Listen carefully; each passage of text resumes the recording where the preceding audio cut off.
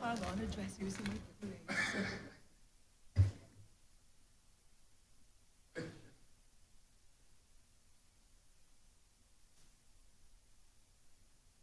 No, I can't even get out. Honourable members, this sitting is resumed.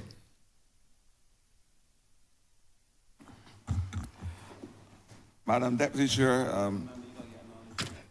Honourable member for Christchurch, West Central. thank you, Madam Deputy Chair. It gives me great pleasure to be able to lend my voice to the debate today on this Barbados Blue-Green Bank Bill. And I want to start with a simple maxim. And it goes like this. The world as we know it, will be destroyed if leaders sit and do nothing. The world as we know it. And what this bill seeks to do is provide a green financing mechanism for resilience, allowing us to have they call it the Blue Bank, and the Blue-Green Bank, allowing us to have a complementary mechanism that allows us to have a partner that will immerse itself with local entities, local banking entities, credit union, insurance companies, so that it can complement that which already exists. And I want to say that in this year where we are faced with the existential threats as a small and developing state, to have the finances and the wherewithal to be able to build resilience is as serious and important to us as the air we breathe. And so, these threats that I'm talking about, you heard about the triple planetary crisis. It is news all over the world. The loss of biodiversity, climate change, and of course, the fact, Mr. Deputy Speaker, that pollution is a threat. I will add one more to it and call it the quaternary change or crisis. And that is sea level rise. And we can go on because we've got ocean acidification that is destroying our coral and our marine life as we know it. Mr. Speaker, you've heard many times that we contribute very little to the climate change crisis. In the tropics, the 2 billion people or so contribute less than an eighth in terms of global greenhouse gas emitted as it relates to the carbon dioxide, the 40 billion tons or so that the world produces. Yet still we feel the adverse effects and the worst effects of climate change.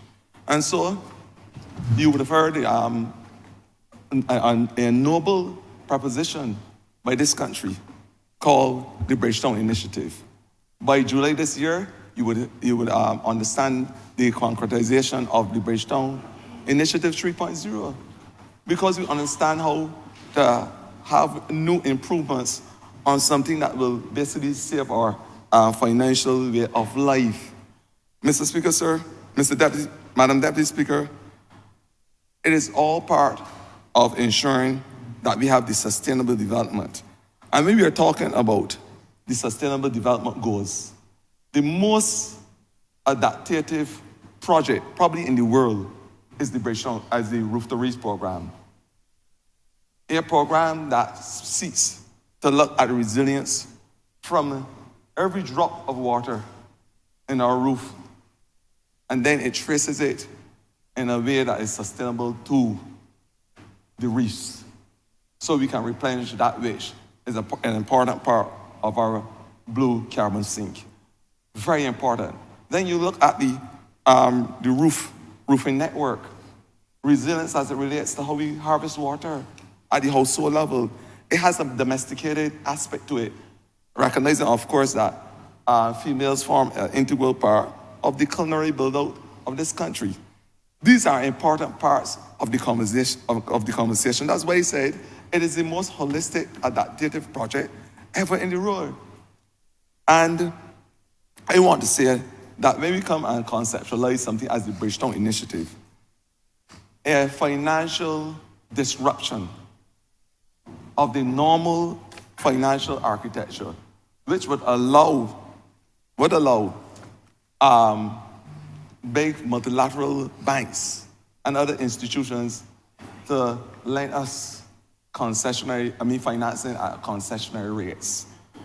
Now, the importance of this, Madam Deputy Speaker, is to ensure that those who operate in the sphere that I am supposed to be in charge of, the blue environment, of course, the fisher folk, how we can start positioning them to have the finances, to have the alternative energies that we are speaking of, the abatement technologies. Because the only way we can have those abatement technologies if we are going to fully transition by 2030, 35 to a fossil fuel-free country is if we have the abatement technologies. And these abatement technologies are right now being sought after by every single country, recognizing, of course, that there is a threat to the climate as it relates to greenhouse gases. So the abatement technology will be far out of the reach of small island developing states unless we have the financial resources to be able to garner those technologies. And I'm saying, Madam Deputy Speaker, that you look at the photovoltaics for those in the fishing industry, the boats. You can look, for instance, the transition to biogas and the different technologies that they need. Battery technology and battery storage, even on our boats, is a serious problem. To have eco-friendly fishing lines, because they will redound to that. If you are talking about a complete green fishing industry, you have to look at the eco-friendly even as it relates to the fishing line. New software for the monitoring of the vessels, very important to our fisher folk when they're at sea, so that we can monitor the boats using artificial intelligence. This is where we are going in the fishing industry, but we can only do it if we have the financial mechanisms too. The smart systems, transitional systems at sea, special electronic tagging are very important, so we can have the tagging for our marine life as it relates to migratory patterns of our fish and our marine fauna. Marine visual technology, again, very important, so that we can trace the activities of our fisher folk when they're at sea. And so it is basically the tracing from boat to plate, where everything that happens from the time the boat leaves the seashore to explore their fishing activities, so we can have a catch for our palates. That is the type of technology that we are speaking of. The only way we can have this technology to enhance the industry is, of course, if we are given the financial hub to do it. And I'm saying that it involves the Blue-Green Bank and the initiative to have a partnership with those in the private sector. It involves the public sector, and of course, it involves other multilateral agencies, because we must have a relationship, if we are serious about building out the sector, with those in that particular industry. Mr. Speaker, Madam Deputy Speaker, we know for a fact that the climate change is real. We see it every day. We see the fires that we are faced with in terms of the bushfires. We are having biodiversity loss. I said before that life on this earth started with biodiversity. It would die abruptly without it. And in order to build back our resistance, we have had coastal loss in terms of our erosion on our beaches. We have had erosions that disrupt not only our marine life, but we have had disruption of the life of those who would have frequent the beach and those who live in near shore, because this is real in terms of the erosion and the vagaries associated with climate change. It was very, very, very noble of this government to be involved in one of the very first for the Caribbean debt financial swaps, where we said that the savings on our debt over the next 5-10 years will be put towards building out our blue economic space with a marine spatial plan. And the only way we can have these things is if we have the financial wherewithal to do it, using new and innovative instruments. And I'm saying, Madam Deputy Speaker, that the marine spatial plan that will basically demarcate the ocean so we can have areas for resilience again, which looks at mitigation and adaptation.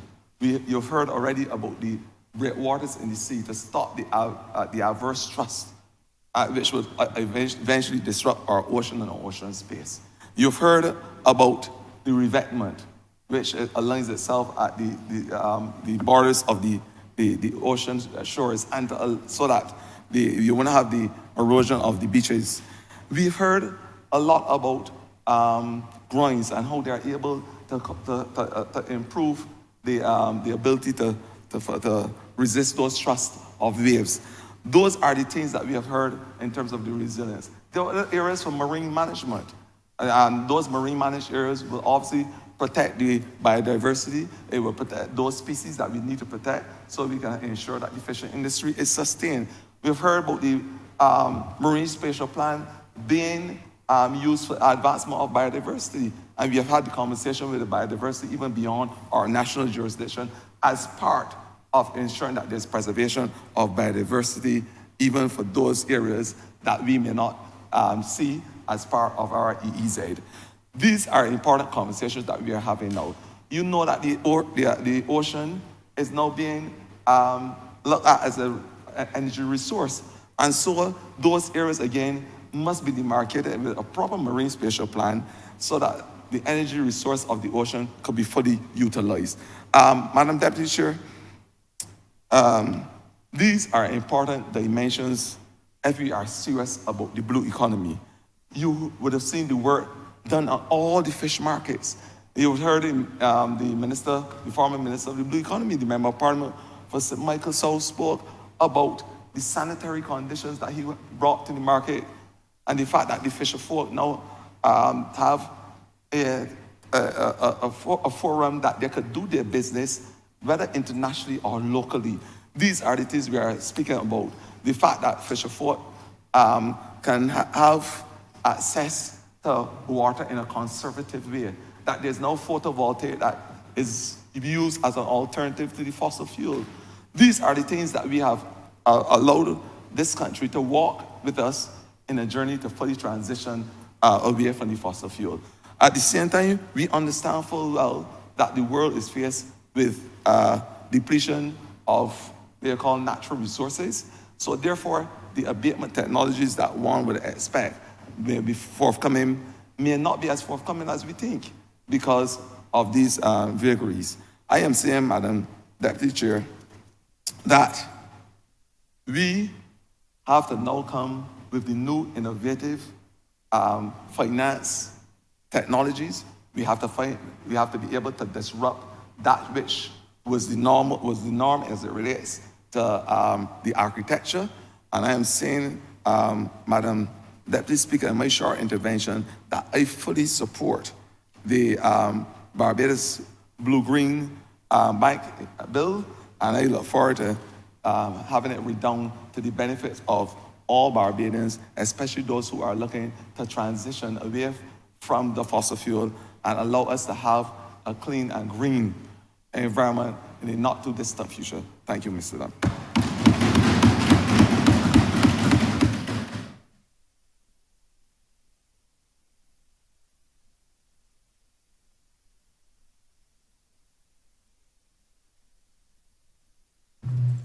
Honourable members, Mr.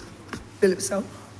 Madam Deputy Speaker, I wish to join this debate to give my full support to the Barbados Blue-Green Bank Bill and to say that this is part of the development process through which a country is supposed to demonstrate its seriousness in achieving first world status.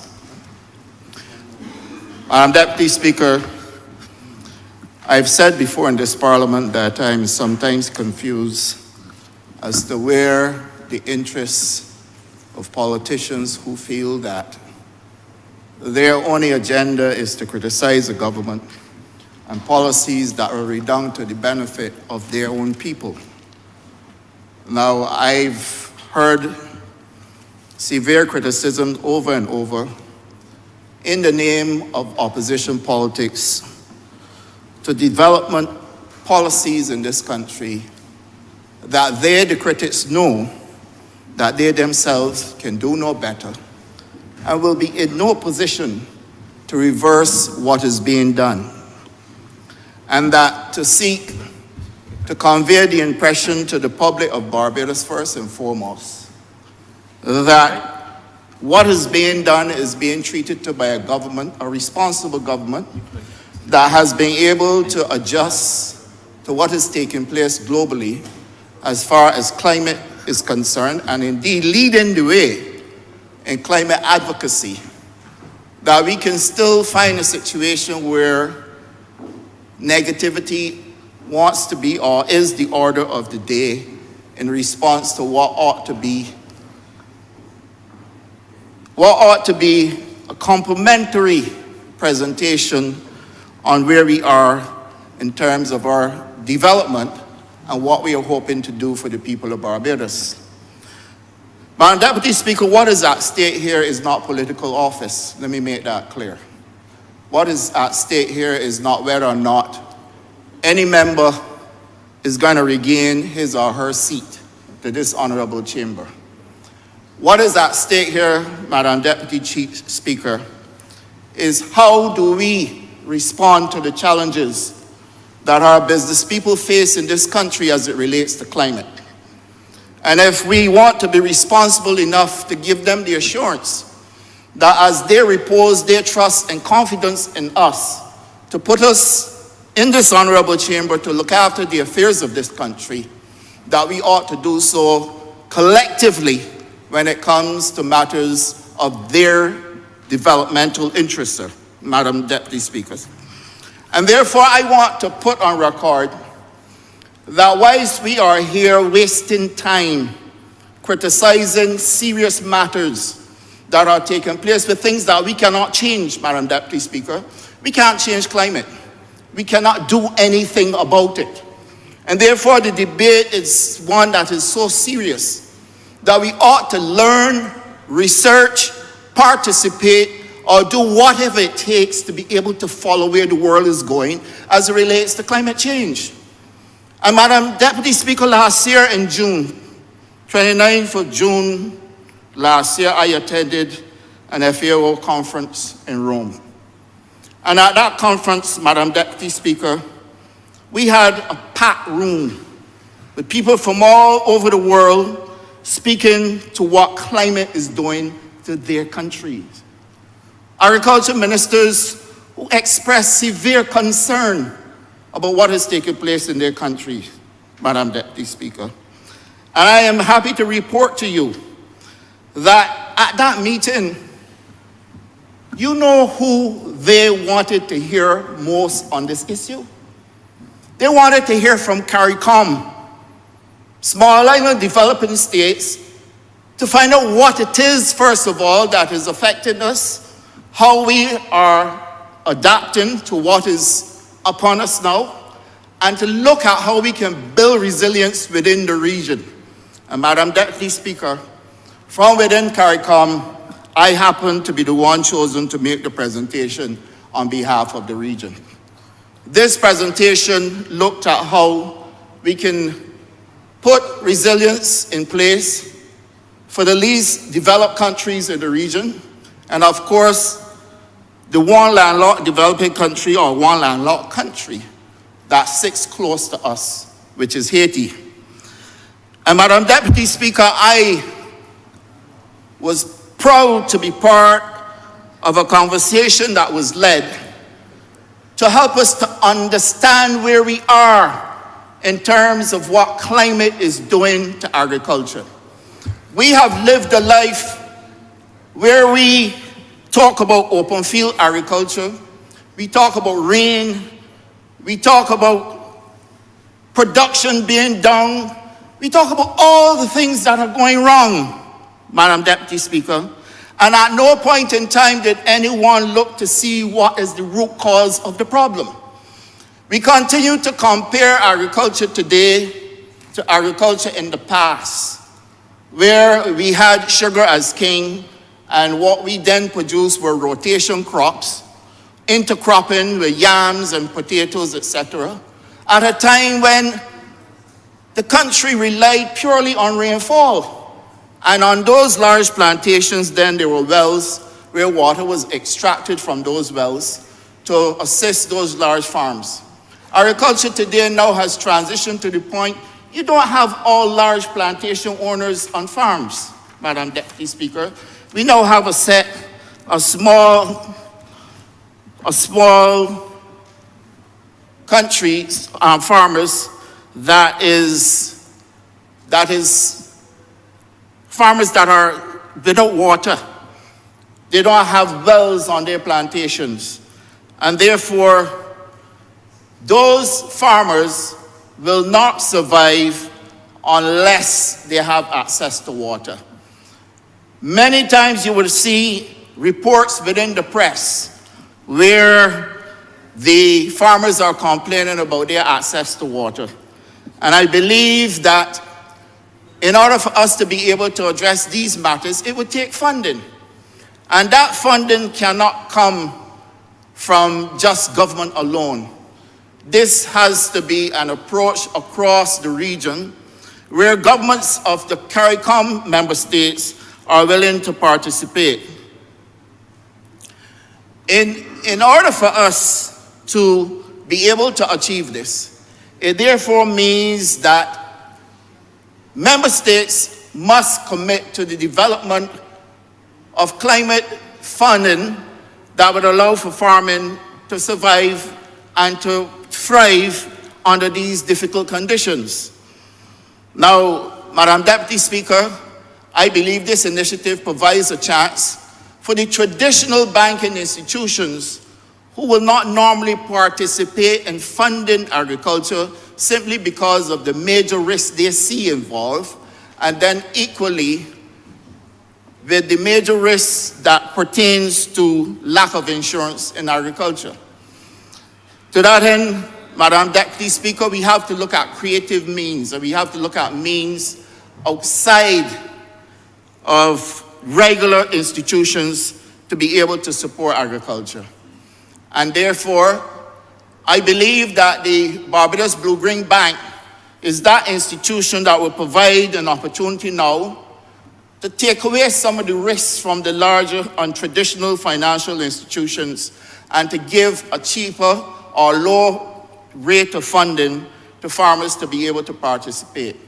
Poultry, for example, poultry requires a new design in terms of poultry, chicken farming. And that new design will require for farms not to be constructed with just wire and wood, but that you have to have now tunnels with fans and coolers and chillers so that the chickens in a controlled environment will survive the heat when it comes, and equally it can be adjusted to suit cold times. One farmer in St. John last year, for example, lost 30,000 birds within the space of half hour. And that happened because of a power outage. And the heat that was generated within the space of that half hour destroyed 30,000 birds. You will see that in order for us to be able to supply eggs during the Christmas season, we had to import eggs.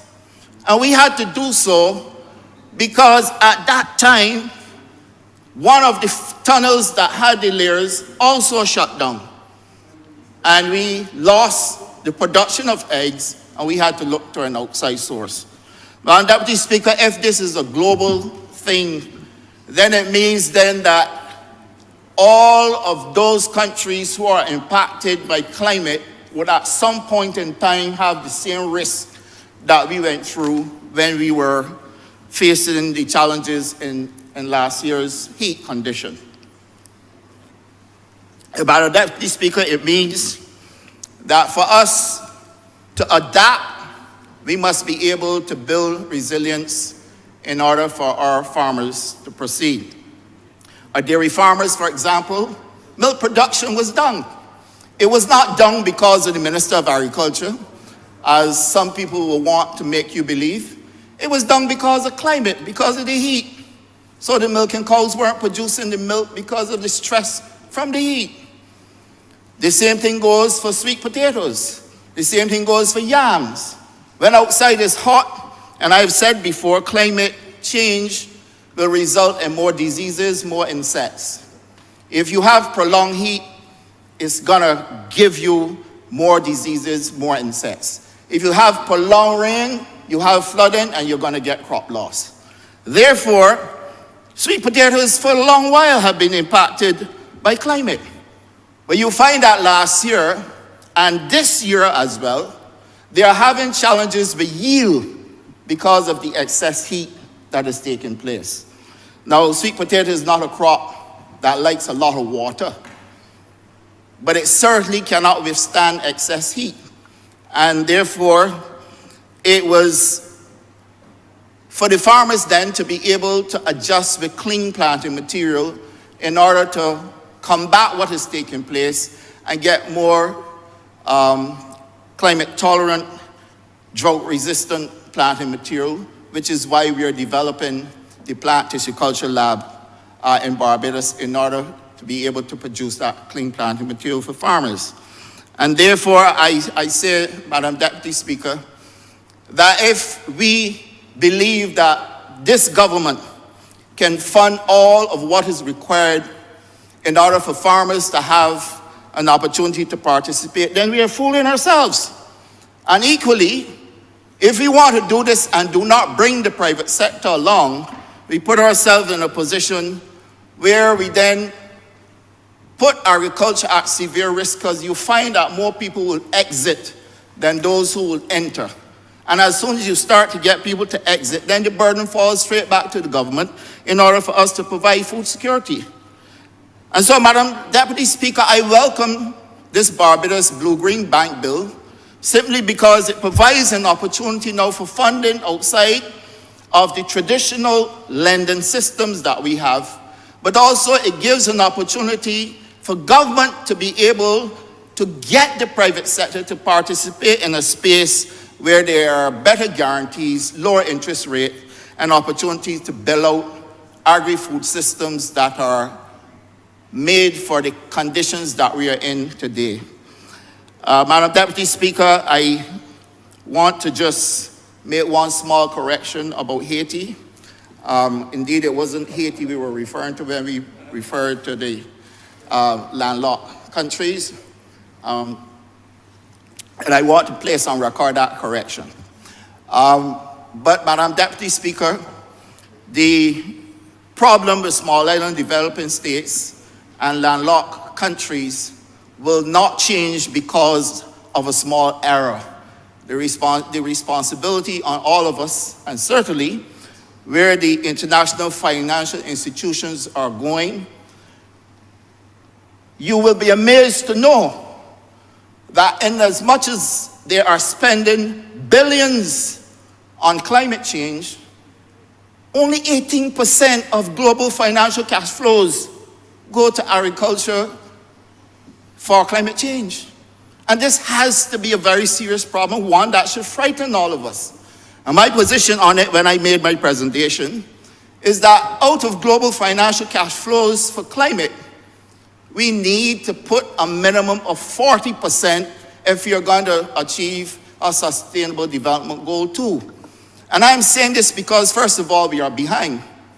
But secondly, the amount of changes and challenges that are taking place with climate at this point in time, we cannot keep up without providing the financial support that is required. Across the world, the conversation is about food security.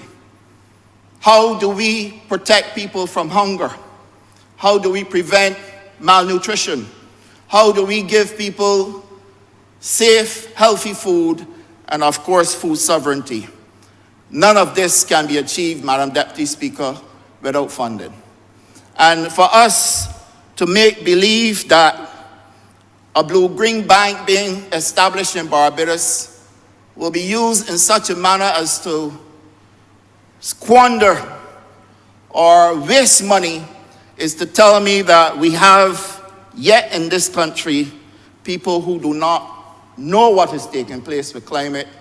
They have no exposure to where the international conversation is going. They are not participants in what is happening in terms of how we can build resilience.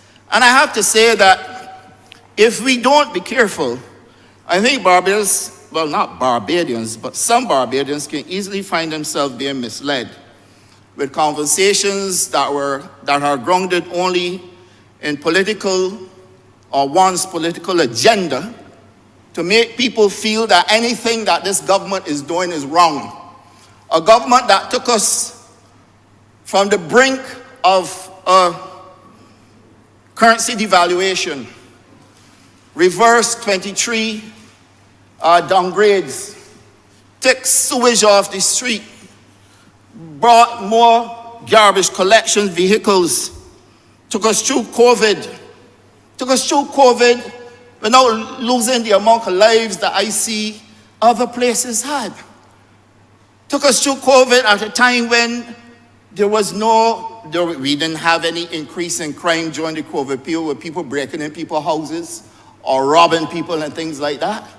Because the government put a buffer in place to protect small businesses and to be able to bring us through and talk us through a period that was extremely difficult, not just for Barbados, for the entire world. And we made it through all of that, and all those critics who are criticizing were at the same risk as everybody else, because their houses could have been broken into, and I deliberately said houses because they may have more than one.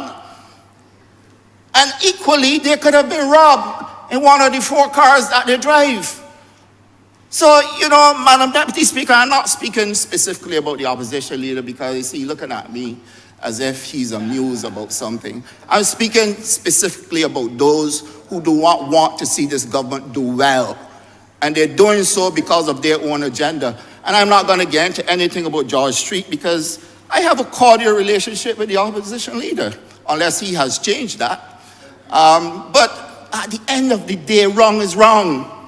And you do not get right when you start wrong. There's no mathematical equation that you can start wrong and come up with the right answer. It's almost like an attempt to square a circle. It will not happen. So if you start wrong, how do you expect to get a right solution? And therefore, I will not discuss anything about George Street because all those who are involved in that is their problem. They have that to solve. But I know once it started wrong, it never gonna be right because there's no solution, Madam Deputy Speaker. You cannot square a circle, and that is the problem. Now, were it me, I would make sure first of all that I was welcome. And that would have to be done before I made any appearances anyway on those premises. But that didn't happen. So I ain't getting involved in that, and I want to retain my cordial relationship with the opposition, with the Honourable Opposition Leader. So I'm smirking when I made my error, because of course that amused him. But that will never make a change in what is happening in the world whatsoever. Climate change is climate change. So, Madam Deputy Speaker, I want to say to you that at my ministry we have a whole set of greenhouses that we are putting up for our schools to learn agriculture. and to give to our small farmers as well. And we now have to look at how we can use the funds that were made available to the Barbados Agricultural Society to give farmers a start in adding biodigesters to the pig farms and the chicken farms in order to take away the waste from the farms in a pleasant way and to generate energy as well to those farms. And then we are looking to see how, just like you can go and purchase a car, that we have agri-food systems that have temperature controls, chillers, etc., where you can purchase, like going to any one of the car dealers. So you have to, if you can get the major agriculture distributors who are involved in things like fertilizers and those sorts of things, to look at how we can get these systems into Barbados and people can get them on terms. The Blue-Green Bank will be the perfect place where we can then rely on to get the funding through either the traditional banking system or through some special purpose vehicle to be able to help farmers to transition to what is required. And so, Madam Deputy Speaker, I believe that this gives us the perfect opportunity to help the private sector through the challenges they're facing and to be able to then build out agriculture, increase our production again, and help us to build resilience. I'm obliged to you.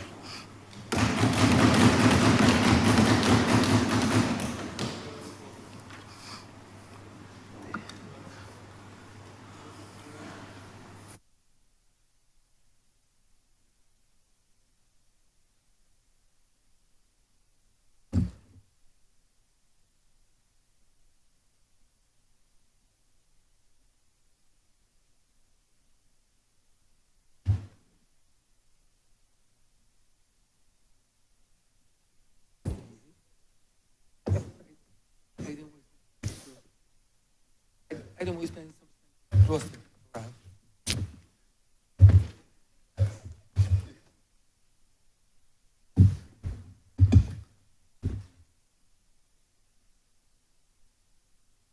Honourable for Christchurch Central. Thank you very much, Mr. Speaker. As I rise to wrap up this debate, sir, I really want to thank honourable members for what has been what I can only describe as an extremely robust debate, in spite of that what was offered by the member for Christchurch South. No, sir. I am reminded very clearly, sir, when I visited, two things when I visited Morocco last year, sir, for the annual IMF World Bank annual meetings. And you would recall, sir, that sometime in September, the date escaped me, but a few weeks before the annual meetings, there was an earthquake, you would recall, sir, in Morocco. And the extent that the damage that was done caused the world, if you like, to question, could Morocco still host the world in the context of climate change? And the Moroccan government, sir, in discussions with the IMF and the World Bank, determined, given that the relief operations that were being undertaken, sir, that they will not just focus on the humanitarian relief, but use the opportunity to remind the world that the time that is required for all of us, sir, to be able to build resilience really needs to be amplified and accelerated, sir. And therefore, the IMF and the World Bank, using that colloquium, if you like, sir, marshaled, I suppose, a new level of urgency with respect to all institutions helping to build resilience in a way that would allow for countries and certainly the communities and the citizens within those countries, sir, to achieve some measure of mitigation / adaptation in order to minimize, sir, the extent to which either lives were lost, livelihoods, sir, destroyed or impacted negatively, and certainly to ensure that you can have safety and security in spite of these significant events taking place. And that, sir, was an important signal to the world, because Barbados certainly has, as well as many of us in the Caribbean, we've had to pull ourselves together after significant events, and therefore it is really testimony to the resilience of human beings to recognize that in fellowship you can achieve great things, sir, once you work together. The second observation that I want to make, sir, given that we did raise it here, I was in a forum, sir, in the same IMF World Bank meetings last October in Marrakesh with other finance ministers, and I was struck by a remark by the Minister of Finance for Djibouti, sir, who, in this forum that we were in, remarked at the fact that rain had not fallen in Djibouti, sir, for 4 years. 4 years, sir. And that blew my mind, because the Deputy Prime Minister last year, as you recall, sir, had to introduce water restrictions in Barbados for 4 months, May, June, July, and August of last year, because of the reduction in rainfall that we had experienced in the dry season, less than half of the average 30-year rainfall. And I asked myself, sir, and obviously the water, I mean, to even contemplate rain not falling for a month, 2 months, 3 months, in any significant way is inconceivable, far less, sir, 4 years. And therefore, the concerns that the Minister of Finance for Djibouti had, sir, in relation to how the world was going to build resilience quickly was about the fact that it wasn't just the fact that the rain didn't fall for 4 years. It is that water insecurity, sir, leads to other elements of stability for which a country really cannot effectively honor any developmental goals that it may wish to achieve. And therefore, it was absolutely important, not just from a financing perspective, but equally, sir, from an access to technologies perspective, that they have had to make some significant judgments in relation to not just importing water, but certainly water conservation and the like, sir, on a scale that I hope, sir, that Barbados and this region would never, ever, ever, ever fully experience. But as we saw last year, and certainly the last year for sure, and the Prime Minister did make reference to it in her remarks, I remember one afternoon, sometime in October, standing outside the balcony at government headquarters, sir, and the rain was falling, sir, horizontally, wildly, violently, sir. And within less than 5 to 10 minutes, there was a torrent, literally a river, sir, running down Beckles Road. And it was as quickly as the rain was falling, sir, the torrent developed, it ran into the sea, sir, and it just spoke to the fact that our designs with respect to infrastructure, because obviously with such large volumes of water, the wells became inundated very quickly, sir. Water started to settle in areas that wouldn't normally settle, sir. The pumping capacity, certainly in the Bayland, could not fully accommodate the volume of water that we were seeing in those spaces, sir. And therefore, as much as we can try to get ahead of these things, the building of resilience, sir, is key to ensuring that people can live as comfortable a life, sir, whether in the Bayland or in St. Lucie or wherever else in the country, sir, that we want to make sure that people can have a comfortable experience. I will respond to one matter, sir, that was raised by the Honourable Leader of the Opposition. And it is this, and I hope that Barbadians will appreciate the nuance of what I'm going to say.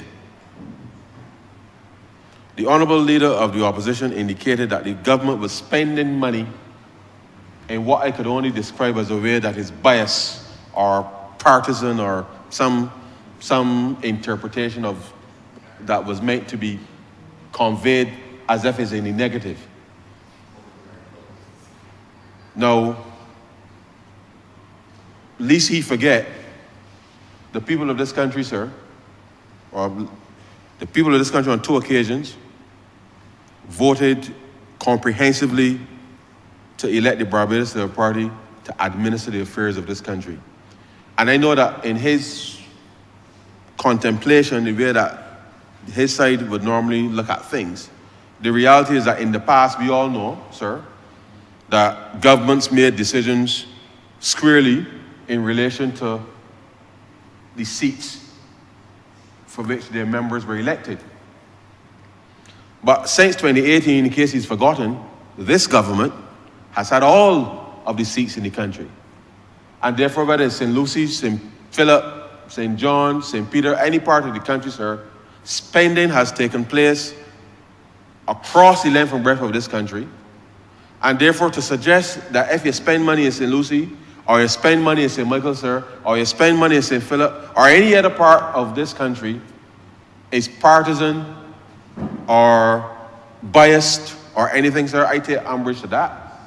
Because this is the first time in the history of this country, and I know it's not something that is often said, but this is the first time that you've had a government, sir, spending money to address the issues that are so cross-cutting, so integrated in nature, that for someone to describe spending as being biased or partisan, sir, I think is unfortunate. It is very unfortunate, sir, because the people of this country certainly expect that a lot from this government, and we've tried to respond as best we can given the given what we've had to recover from.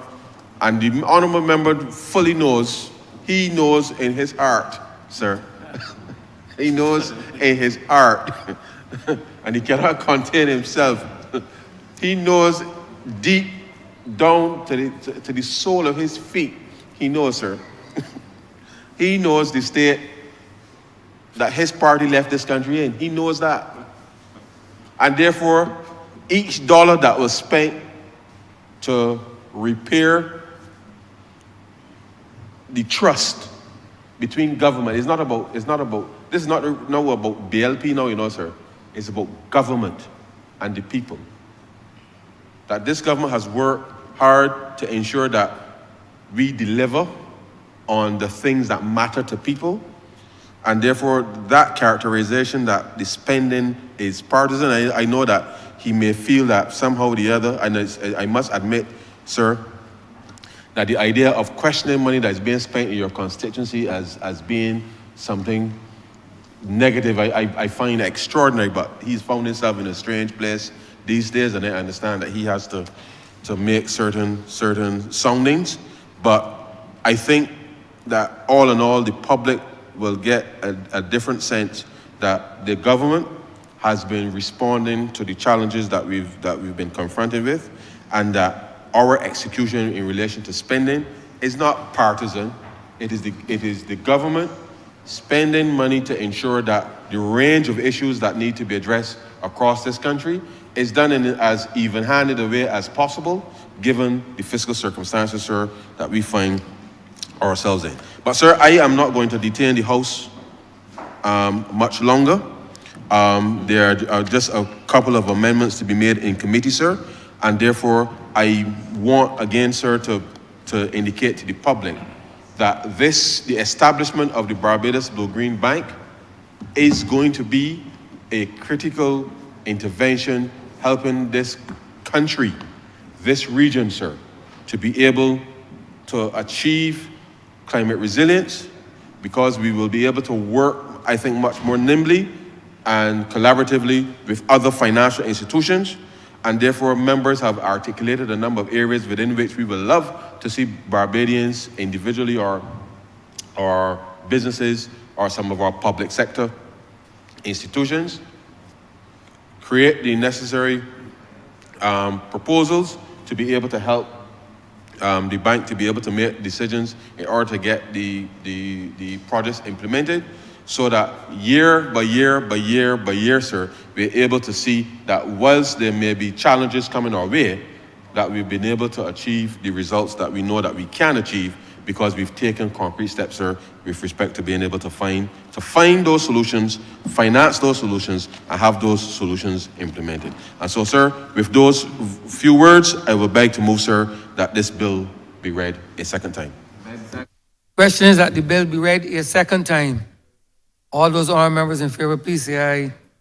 Those against, please say no. Me think the ayes have it. Mr. Speaker, do not beg to move that you leave the chair and the House resolve itself in committee for further consideration of this bill. The question is that the Speaker do not leave the chair and the House resolve itself into committee for further consideration of this bill. All those honourable members in favor, please say aye. Those against, please say no. Me think the ayes have it.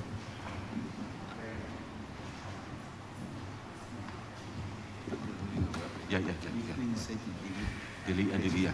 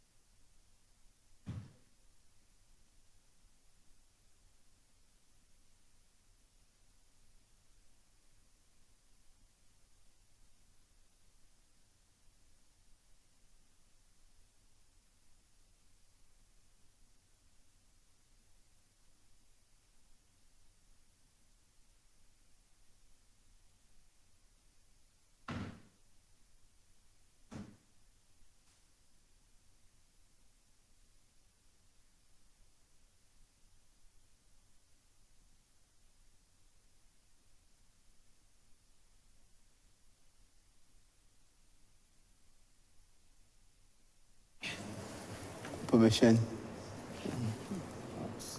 This Honourable House is now in committee. Mr. Chairman, requesting permission to call in parts. Granted. Part 1, clauses 1 through 4. Chair, beg to move that part 1, clauses 1 to 4 stand part.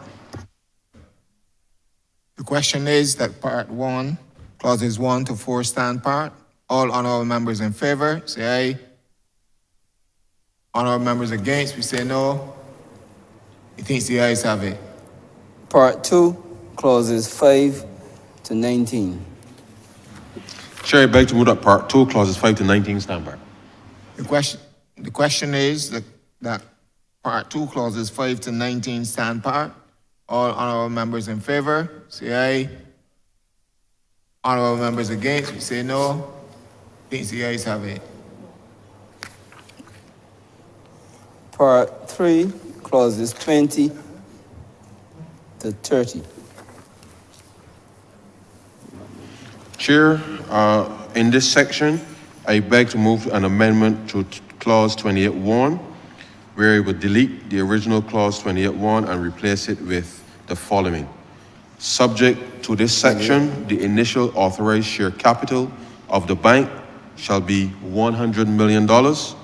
Dividends in such shares and issued on such terms as the directors shall determine at the first meeting of the board. And for clause 29.4, we will delete the original submission and replace it with the following. Shares initially subscribed for by a shareholder shall be issued on such terms as the board determines. And clause 33, we wish to delete that and replace it with the following. The first installment shall be paid by each shareholder within 90 days after the date on which a shareholder subscribes for shares. And with those amendments, Chair, I beg to move that Part 3, clauses 20 to 30, stand part as amended. The question is that Part 3, clauses 20 to 30 as amended stand part. All honourable members in favour, say aye. Honourable members against, you say no. Methinks the ayes have it. Part 4, clauses 31 to 35. Chair, I beg to move that Part 4, clauses 31 to 35 stand part. The question is that Part 4, clauses 31 to 35 stand part. All honourable members in favour, say aye. Honourable members against, you say no. Methinks the ayes have it.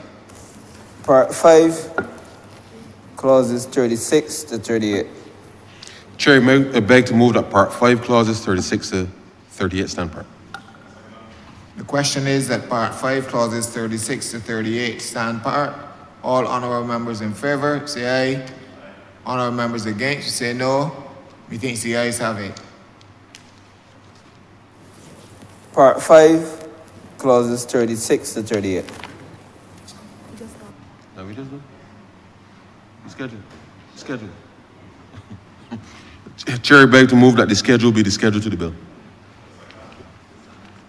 The question is that the schedule be the schedule of the bill.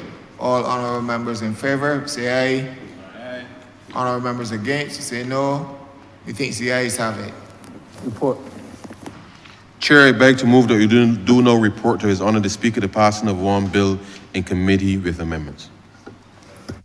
The question is that I do no report to His Honour the Speaker the passing of one bill in committee with amendments. All honourable members in favour, say aye. Honourable members against, say no. Methinks the ayes have it.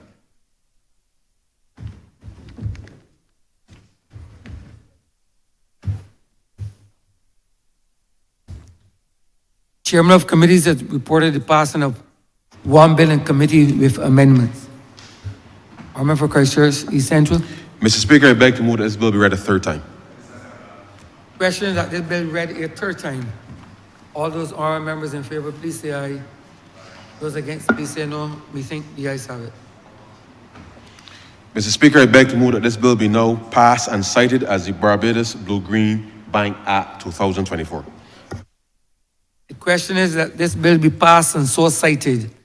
All those honourable members in favour, please say aye. Those against, please say no. We think the ayes have it. This bill is passed and so cited.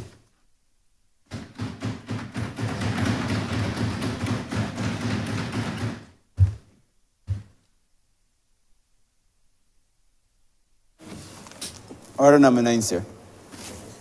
In the name of the Honourable Minister in the Ministry of Finance and Economic Affairs, to move the passing of a resolution to approve in accordance with Section 2 of the Special Loans Act, Cap 105, the borrowing of up to US $12,400,000 from the CARICOM Development Fund to co-finance and augment the 3 R's, reduce, reuse, and recycle for the climate resilient wastewater systems project on the terms and conditions contained in the loan agreement, the main provisions of which are set out in the schedule. Honourable Member for Christchurch East Central. Thank you so very much, Mr. Speaker. Having just spent the afternoon passing the establishment of the Blue-Green Bank, which was intended, as I said earlier, sir, to be able to signal the blended finance approach that we will undertake.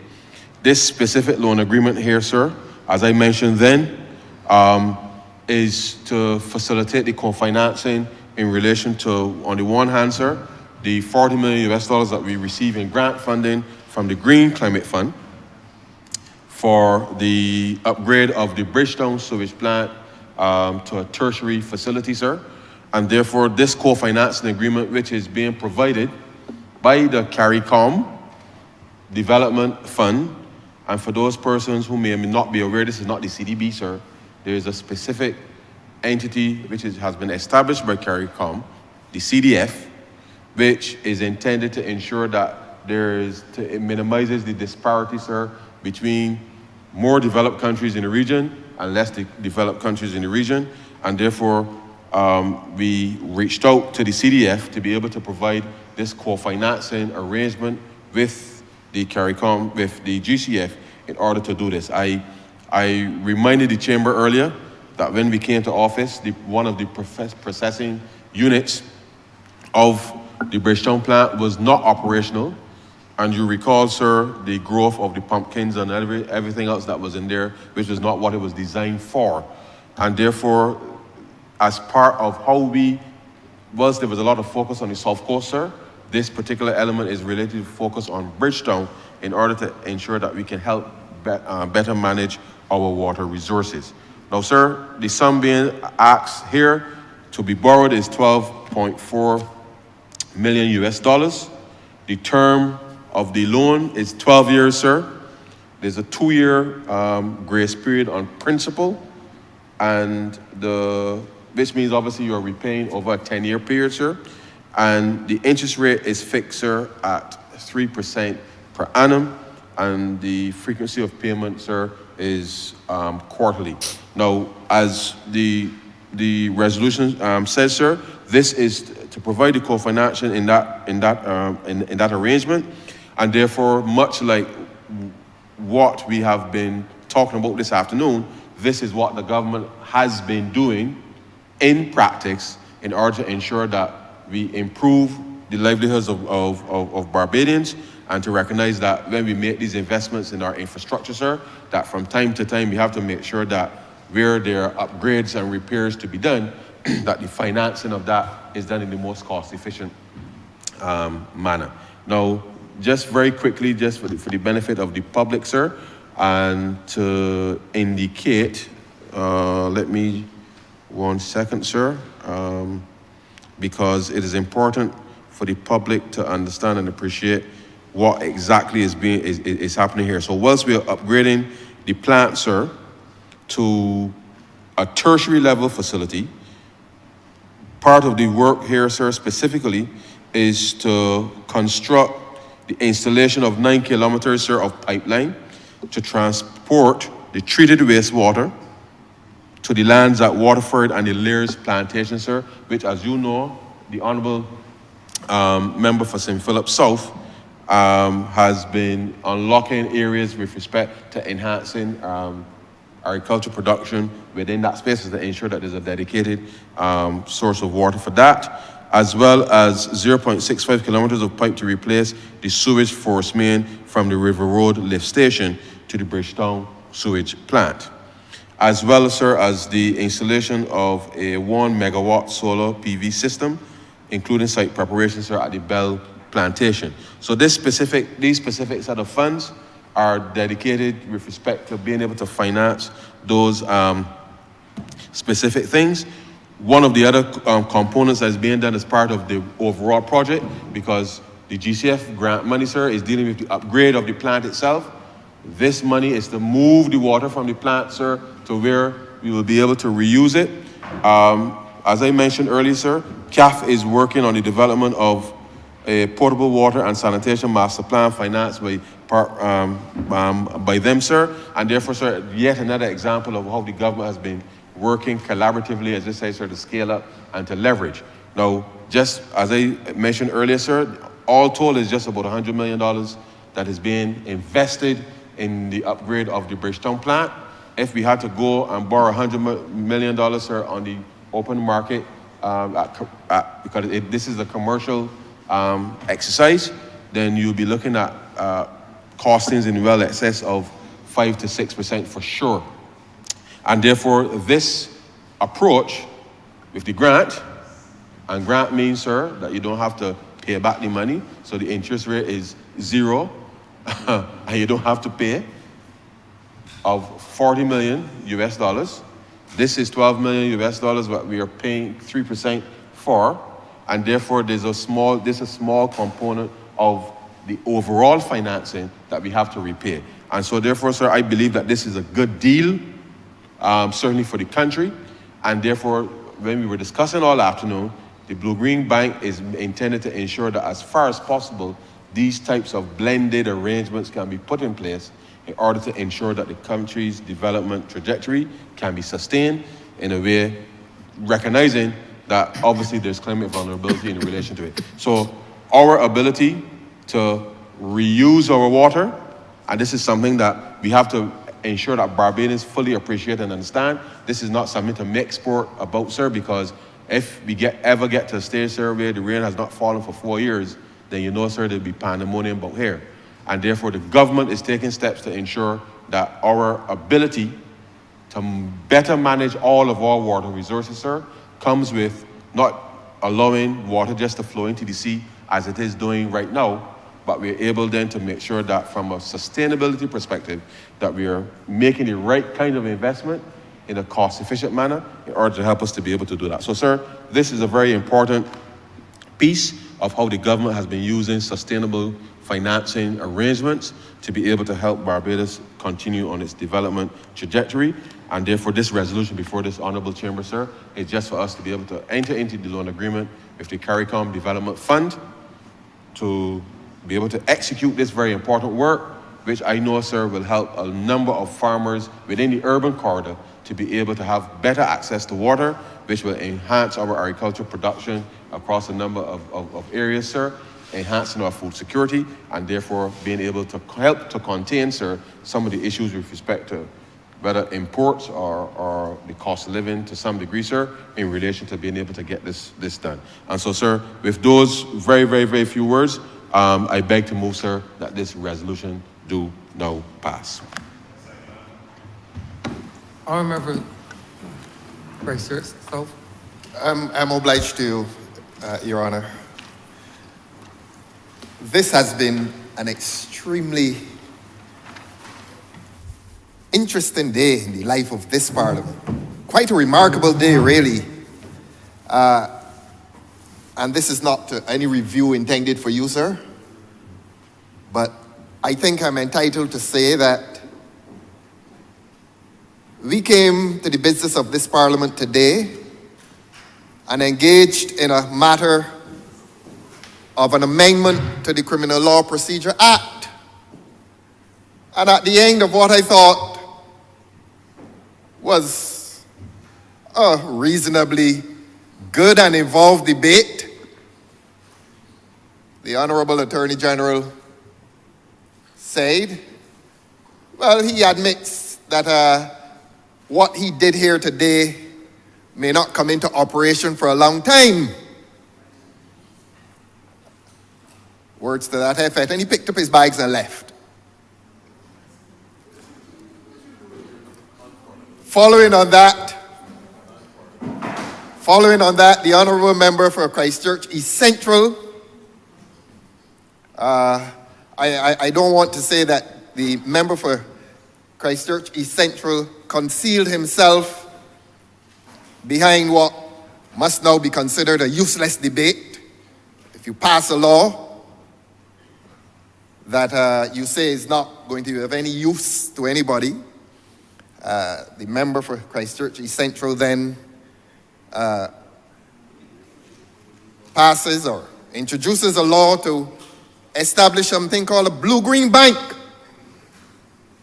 And I want to say this, and I will raise my voice, that no amount of sanctimony, invective, nor false indignation will still my voice against my assertion that Barbadians do not trust this government with the public monies. They don't. And with the example of Kensington, Barbadians do not believe that any $50 million has been spent on Kensington and its allied establishments. And I use the term allied establishments quite liberally. And for this government to be walking around this country telling people that I, for one, and I'm not alone in it, that the people of this country are not opposed to any infrastructural development at the police ground, nor at Oistins. What the people of this country are saying, I'm not even going to personalize it now, is that they do not believe that any $5 million was spent there. And I am saying to this government, through you, sir, that it becomes contemptuous of the intelligence of people, including the people at Oistins, to distort the argument into some silly response that people are opposed to the infrastructural developments at Oistins. Nobody has opposed it. People are opposed to government's assertion that it has spent $5 million, and every day in this country, sir, every day, I'm not going to still my voice. Every day in this country, people who drive by there and people who have seen the so-called work at Oistins are taking out their calculators and saying, that does not look like $5 million in work. And I visit them with this, and they better stop the nonsense. They are saying even people in Oistins, are doing their own assessment of the work, and they're saying that is not $5 million. The point that the people in this country are making is that this government is misleading the people of this country with borrowed monies. We have come here today to borrow more money. More money we've come here to borrow. One, by the extension of the IMF, and according to the member for Christchurch East Central, and he had to remind his colleagues that it is not the CDB, the CARICOM Development Fund, $12.4 million US. Let me say to this government through you, sir, that the people of this country become very nervous on every occasion that they hear that this government is borrowing money. And it is not that this country should not borrow money for developmental purposes. But the people of this country have lost trust in this government to expend those monies in the manner stated by the government. And I repeat, Kensington stands as an example of the loss of trust on the part of the people in this government. Nothing will still my voice on that. Nothing will still my voice on that. They don't believe it. They've lost any trust that they had in this government to expend borrowed monies in the way that they claim that they are doing. And then one is accused of a weak response. I don't have to make a long speech. I don't have to make any long speech. But when you talk about weak responses, you hear that Haiti is landlocked. You hear that Haiti is landlocked. And I'm accused of being weak. Haiti is landlocked. And the rain is falling horizontally on Beckles Hill. That's what we heard in here today. And then some nonsense that makes favorable comparison between populism and fascism. Now, who are the political scientists in here? There has never, you see, when people step off the aircraft, if they got jet lag, take a rest. But don't come in here trying to attack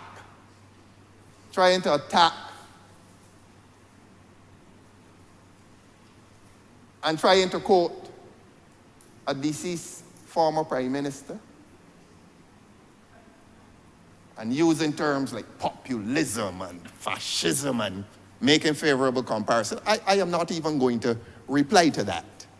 because populism and fascism are so far removed from each other, I don't know how it constituted a part of the debate. I don't know how. I don't know how. But to quote the same former deceased prime minister, some reference he is alleged to have made about me, the public record of this country is that that former deceased prime minister stood at the bottom of these steps and used the word despot. And everybody from Barbados to China and back around knows who he was talking about. So don't step off of any jets and come in here with any false high authority and think that you can launch insults. And that is why I say no amount of invective, false indignation, or sanctimony can still my voice when I say to this parliament that the people of Barbados, when I say to this parliament that the people of Barbados no longer trust this government to expend borrowed monies in the way that that loan agreement says that they should. Even when it comes down to the question of awarding contracts, even when it comes down to the question of awarding contracts on that borrowed money. A few weeks ago when we were discussing the World Cup loan, one of the members in here, I'm not going to say who, stood up and said, boasted that the RFP, the request for proposals, the bid document was advertised in the paper on the 5th of April. The work started a few days after that. In this public service that we know that is so bureaucratic, it doesn't happen. Does not happen. Ask any senior public servant. Ask any of them that you do not have an RFP in the newspaper on April 5th. And before the passage of 7 days, the work starts. And you are telling that to a parliament? And you are telling that to a country with a highly developed and highly educated public service? That's what they want people to believe? And come in here talking about weak? Who makes weak speeches? Yeah, not today. Not today. Give account on the two loans, on the loan that went to Kensington, and similarly, this government will be called upon to give account for expending the two loans that have been dealt with in here today, including the last one. Including the last one, and I will not be deterred, Mr. Speaker, I will not be deterred. I have a job to do, populism, fascism, or whatever. I have a job to do, and I will do it. And I will not be intimidated. This lineup, and everything is George Street. Why are they so frightened? In fact, the word that is used in classical literature, why are they so affrighted? Why are they so affrighted? All of a sudden, Mr. Speaker, why are they so affrighted? A lineup of speakers and all saying the same thing. George Street, George Street, George Street. What are they frightened for? Give account. Beg your pardon? They're mocking? They're not afraid? Oh, I see. They're not afraid. Well, they have been bailed out by the most junior member for St. Michael North. Not any medication. Not any medication. I defy this government to deny me the right to say in reflection what the people of Barbados are saying about this government. So don't deal with me. Deal with the people out there. Deal with the people out there who have stopped trusting this government in relation to expending public monies. I repeat, Your Honor, same speech. I repeat, Your Honor, no, you hate to hear it. You hate to hear it, but it is the truth. Step out of this parliament tonight. Step onto Palmetto Street and ask the people if they believe that y'all spent $50 million on Kensington, Oistins, and the police sports complex. Ask them. Ask them. But I come. You want me, sir, to come to this loan, the $12 million loan. And I refer to this $12 million loan in the context of this government's recent record. There is something strange in this parliament today. I haven't seen the Prime Minister in here since I think the Prime Minister came for the budget. And she came for the, she came for the budget. She wasn't here for the budget. I am saying when the Prime Minister was in here. I'm not speaking of her absences, I'm speaking of when she was present. No, I'm not implying. I am saying that I heard the Prime Minister deliver the budget speech in here. You didn't hear? Well, I heard the Prime Minister deliver the budget speech. And I heard the Prime Minister speak on the child protection bill, and I was happy to see her. And I was happy to see the Prime Minister today. The Honourable Prime, oh yes, so are we all. So are we all honourable men and women. So are we all. Don't get upset. Don't get upset. Don't get upset. Don't get upset. Don't wave your hand at me. Don't wave your hand at me. Don't get so upset.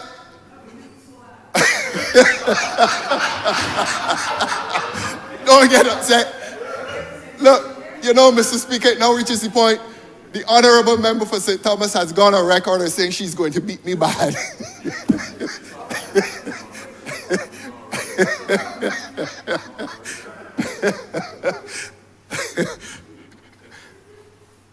The point I was making is that something happened today that gave me the pleasure of seeing the Honourable Prime Minister.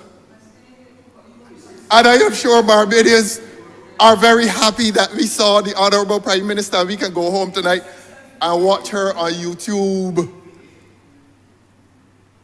I wouldn't describe it as a curious visit to this parliament, nor a curious visit to Barbados. Curious visit to this parliament today, and a curious visit to Barbados today.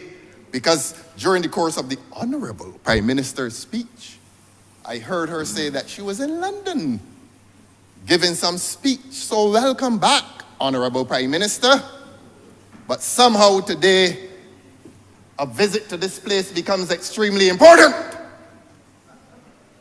To defend another loan, and perhaps two loans that this country is taking, that the people, the young people, the babies in this country will have to repay at some point. Somehow Parliament has allured the Honourable Prime Minister today. Be ye not affrighted. What are you afraid of? And all these references to George Street and people who have aspirations, that is not the subject of anybody's story. Aspiration should not be the subject of anybody's story. The subject of the story in here today is for this government to give defense for these frequent loans that this country is committing itself to, and they snuck to in here today.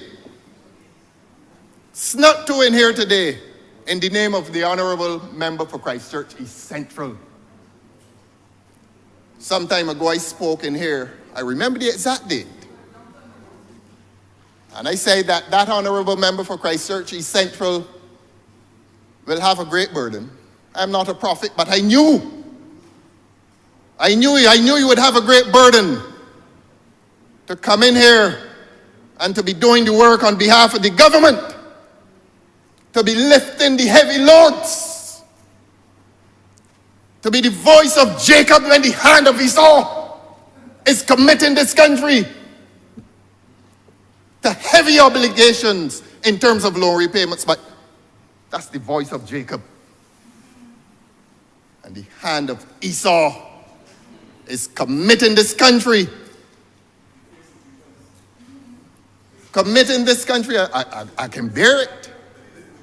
Committing this country to heavy obligations of loan repayments, and all the economists in this country, minus, of course, the honourable member for Christchurch East Central. He's in an invidious position. Called upon, he has to defend it. He's a member of the government. Can't break ranks with the cabinet and criticize it. But he knows that his colleagues are continuing to question this government as to the wisdom of these frequent visits to the bank. Whether it is a blue, black, green bank, or the International Monetary Fund, or the CARICOM Development Fund. It does not matter. All of the economists in this country are questioning the wisdom of frequent borrowing by this government. No amount of invective, no amount of sanctimony, no amount of false indignation will still my voice in protesting on behalf of the people of this country who feel uncomfortable that this government is taking this country to its financial brink. And if this government believes that it is beyond criticism, I have no apology to make. I have no apology to make. That every time you get up and constructively criticize on behalf of the people of this country, and when you say people of this country, it has nothing to do with populism. It is the language of the honourable member for St. Michael's South as well. He doesn't finish a speech unless he talks about people-centered. Is he to be accused of being a populist as well? But when it suits you, you talk about populism, be not affrighted. Take, as one line in the movie says, take the pain. This government has inflicted pain on the people of this country, and if the pain of criticism hurts you, deal with it. Take it. Take the pain. You can point at your watch, and the more you point at it, the longer I will go on. But I will not burden you, sir. I think I've made the point. I think I've made the point that the economists are disturbed at these frequent visits to the banks of the world. And the people of this country are disturbed at the habits of this government. The people of this country are disturbed that this government is misrepresenting the financial interests of this country. And if this government must now be disturbed at the realization that they have lost the people's trust, so be it. So be it. Every honeymoon comes to an end. This government's honeymoon has ended. And they seem unable to come to grips with that. And if I'm to stand in here and to face invective and personal abuse, there's a time at which I will begin to enjoy it. If it means that the government is hurting, they are hurting. Take the pain of the people's resentment. Take it. Take it and swallow it. You have brought it on yourselves, and they have brought it on themselves, Your Honor. In terms of policies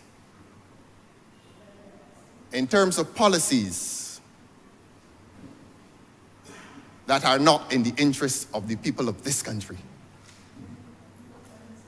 And that, Your Honor, everything used to be, the lines used to be, what was the hurricane called? Elsa. Oh, it was Elsa, and the dust storm, and lightning strikes 5,000, and It used to be that. It used to be that. Every country in the Caribbean has taken a more positive mindset as to development. People are working on their tourist arrivals. People are working on their industries. People are working on their agricultural industry. But this government excuse for failure is to place the people in a mindset of fear and crisis. And we are now to believe that we are encircled permanently by crisis. That nothing positive can happen. That I heard one member today say, beg your pardon? Tourism. Well, the Honourable Member for St. Michael West Central, by his example, needs to take his colleagues out of that mindset of doom and gloom. Because clearly, he is optimistic. Clearly, he is optimistic.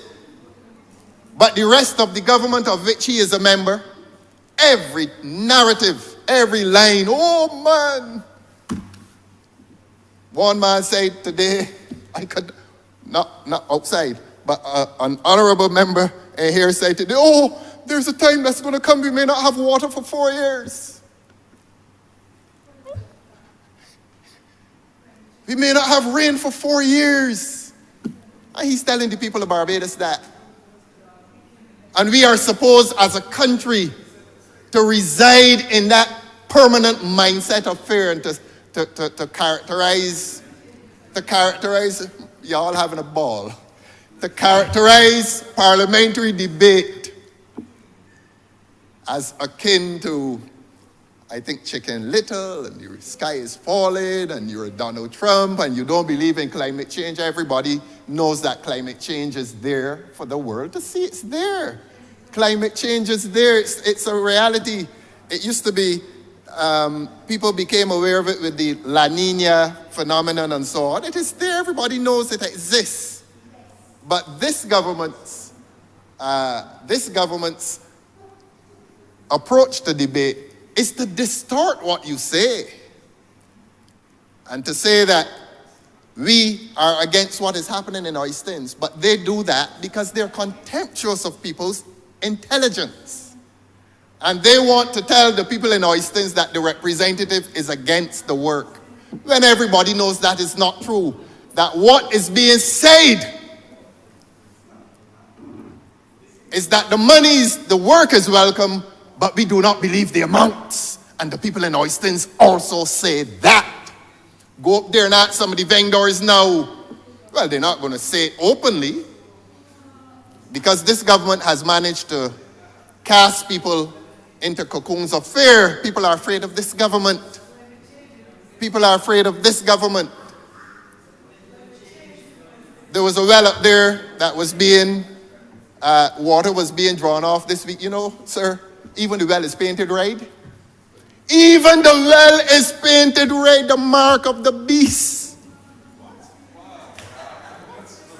Even the well is painted red.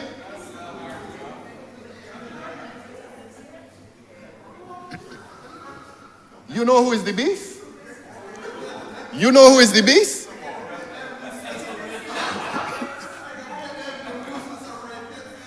Well, let me clarify further the mark of the political beast. Because you can only intend to so indoctrinate people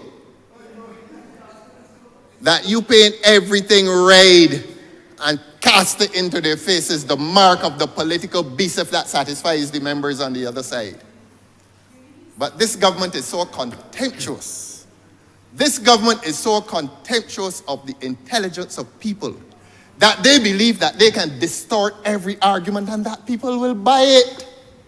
Nobody is buying that tired argument that says that a representative is not in favor of the work. The representative is questioning the cost of the work.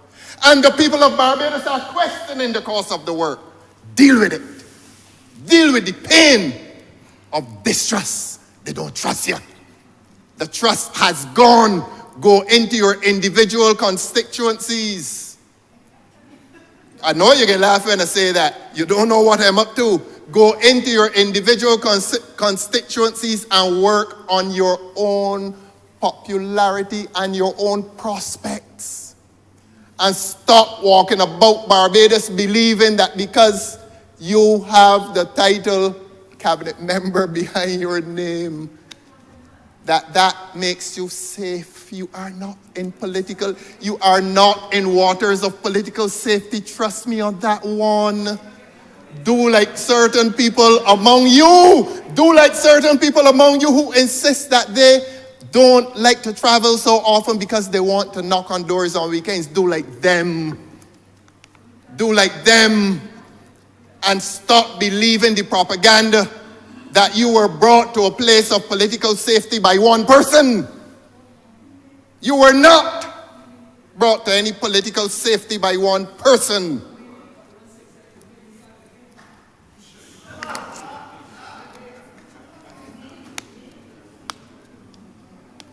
Are you so self-diminished? Are they so self-diminished that they believe that they have no individual political merit? And are they so afraid? Are they so afraid to stand on their own 2 feet?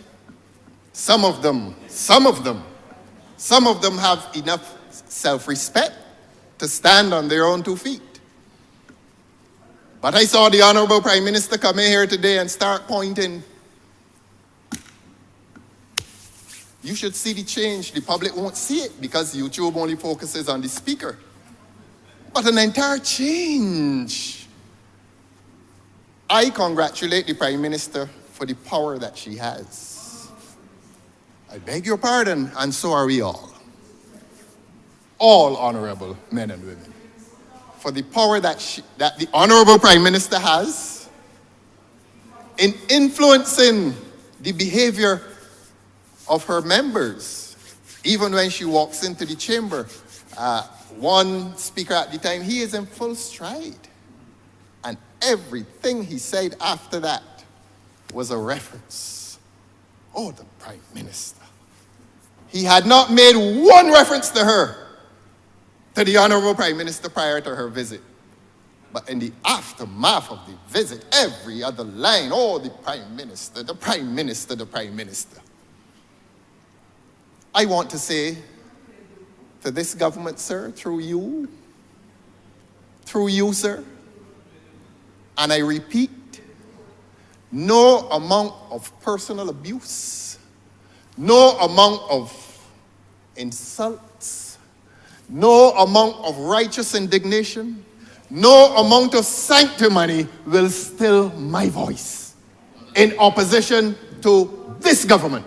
In opposition to this government that continues to borrow money at the expense of the people of Barbados and at the expense of the interests and the long-term interests of the young people of this country. The time has come to give account. The time has come to give account to the people of this country for the spending habits of this government. And there is another time coming. Because all of a sudden, after my declaration and disclosure last week as to a public accounts committee, Parliament is full. Everybody comes, everybody wants a pound of flesh. Take it. Take the pound of flesh. My advice to some of them in this government, seek your own salvation. Seek your own political salvation. And listen to the narrative carefully. This is not about any personal political aspiration. This is about the interests of a country. This is about the future of a country. And this is about a country that ought to be well run. This is about a country that is entitled to account being given to it by a reckless government, a government that has borrowed record sums in the short time that it has occupied office. Must not the people be concerned about it? It is not my sole and individual voice that is protesting against the government's financial habits. It is the people of Barbados who are concerned. It is the people of Barbados who visit the supermarket every week. It is the people of Barbados who can't get their light bills paid. It is the people in Barbados, some of whom are keeping their children at home because they can't give them breakfast to go to school. They know what is going on in Barbados. And they come in here heckling and screaming and shrieking and rejoicing in unison when insults are launched in this direction. I am not deterred. I will not relent. I am not afraid of any of them. Of any of them, I am not afraid. Not one of them scares me, from the Prime Minister back down. Not one of them. Not one. But they're afraid. This government is afraid because this government knows that it is engaged in financial wrongdoing. This government knows that. So don't make me the excuse. Don't make me the excuse. Go and answer to the people in St. Lucie. Answer to the people in St. Joseph. Come down the eastern coastline and reside in St. Philip and ask the people in St. Philip if they're happy with the government's spending habits. Ask them. Ask them. Come to St. Michael and ask a terrified population if they're happy with the state of crime in this country. There too. Go and ask them. Go and ask them. So if they expect that my voice will be silent, I disappoint you. No, I will not still my voice. I have too much to claim. The opening lines of Looking at Your Hands by Martin Carter.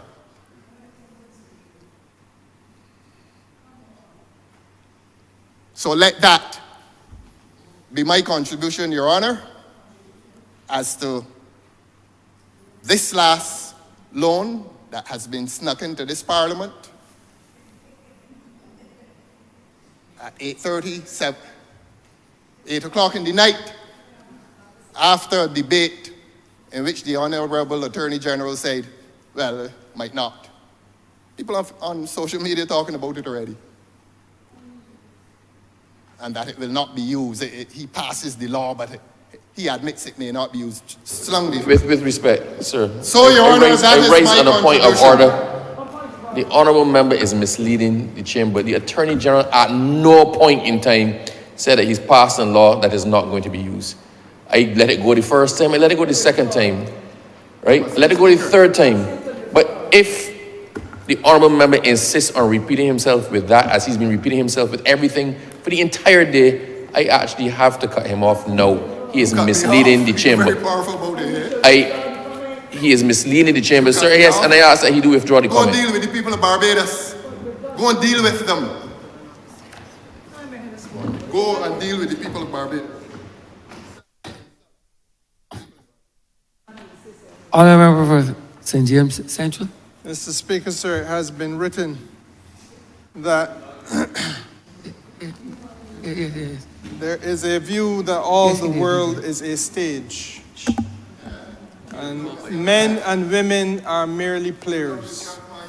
And Mr. Speaker, sir, I think we have seen the most masterful, that is the word, the most masterful display of the world being but a stage just now in the contribution of the Honourable Member for Christchurch South. Now, while he continues to heckle, because even though he jumped, he with tremendous agility and alacrity sat down, I hope he has not endangered his aging spinal cord. But he sat down, your aged spinal cord. It is ancient. I can come to that. But, Mr. Speaker, sir, only to end his speech so that the Honourable Member from Christchurch East would not be able to do that which he sought to do, which is to clarify the record. But, sir, we are, oh dear. Everything, sir, is who is in Oistins. What is it with this gentleman, sir, that he is so profoundly perturbed about who goes into Oistins? There was always an Oistins, Mr. Speaker. For all the time the honourable member has been alive, there was an Oistins. For all the time the honourable member was in this place, there was an Oistins. That he has not chosen prior to now to visit that place with any regularity is no one's fault. Mr. Speaker, sir, this is not about Oistins. Let us not make it about that.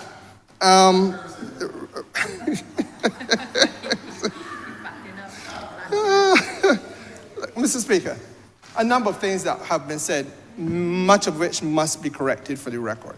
The records of this House, sir, I believe can only be pulled by the honourable member if we are still within the same session. It would have been within the last 2 months that the honourable member would have stood in his place and made it abundantly clear that he did not want money spent in Oistins. He said that. It is part of the record, and I'm inviting him, sir, to call, not to stand up, you can stand up, but call for the records of this House as you, and only you can do with respect to your speech. Don't just stand up. Don't just raise yourself onto your hind legs. Call for the record of your speech.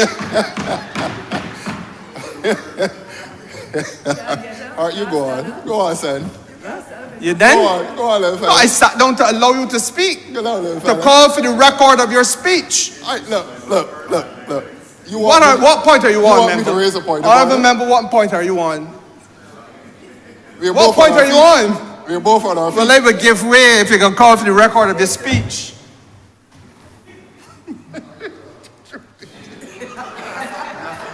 I thought so.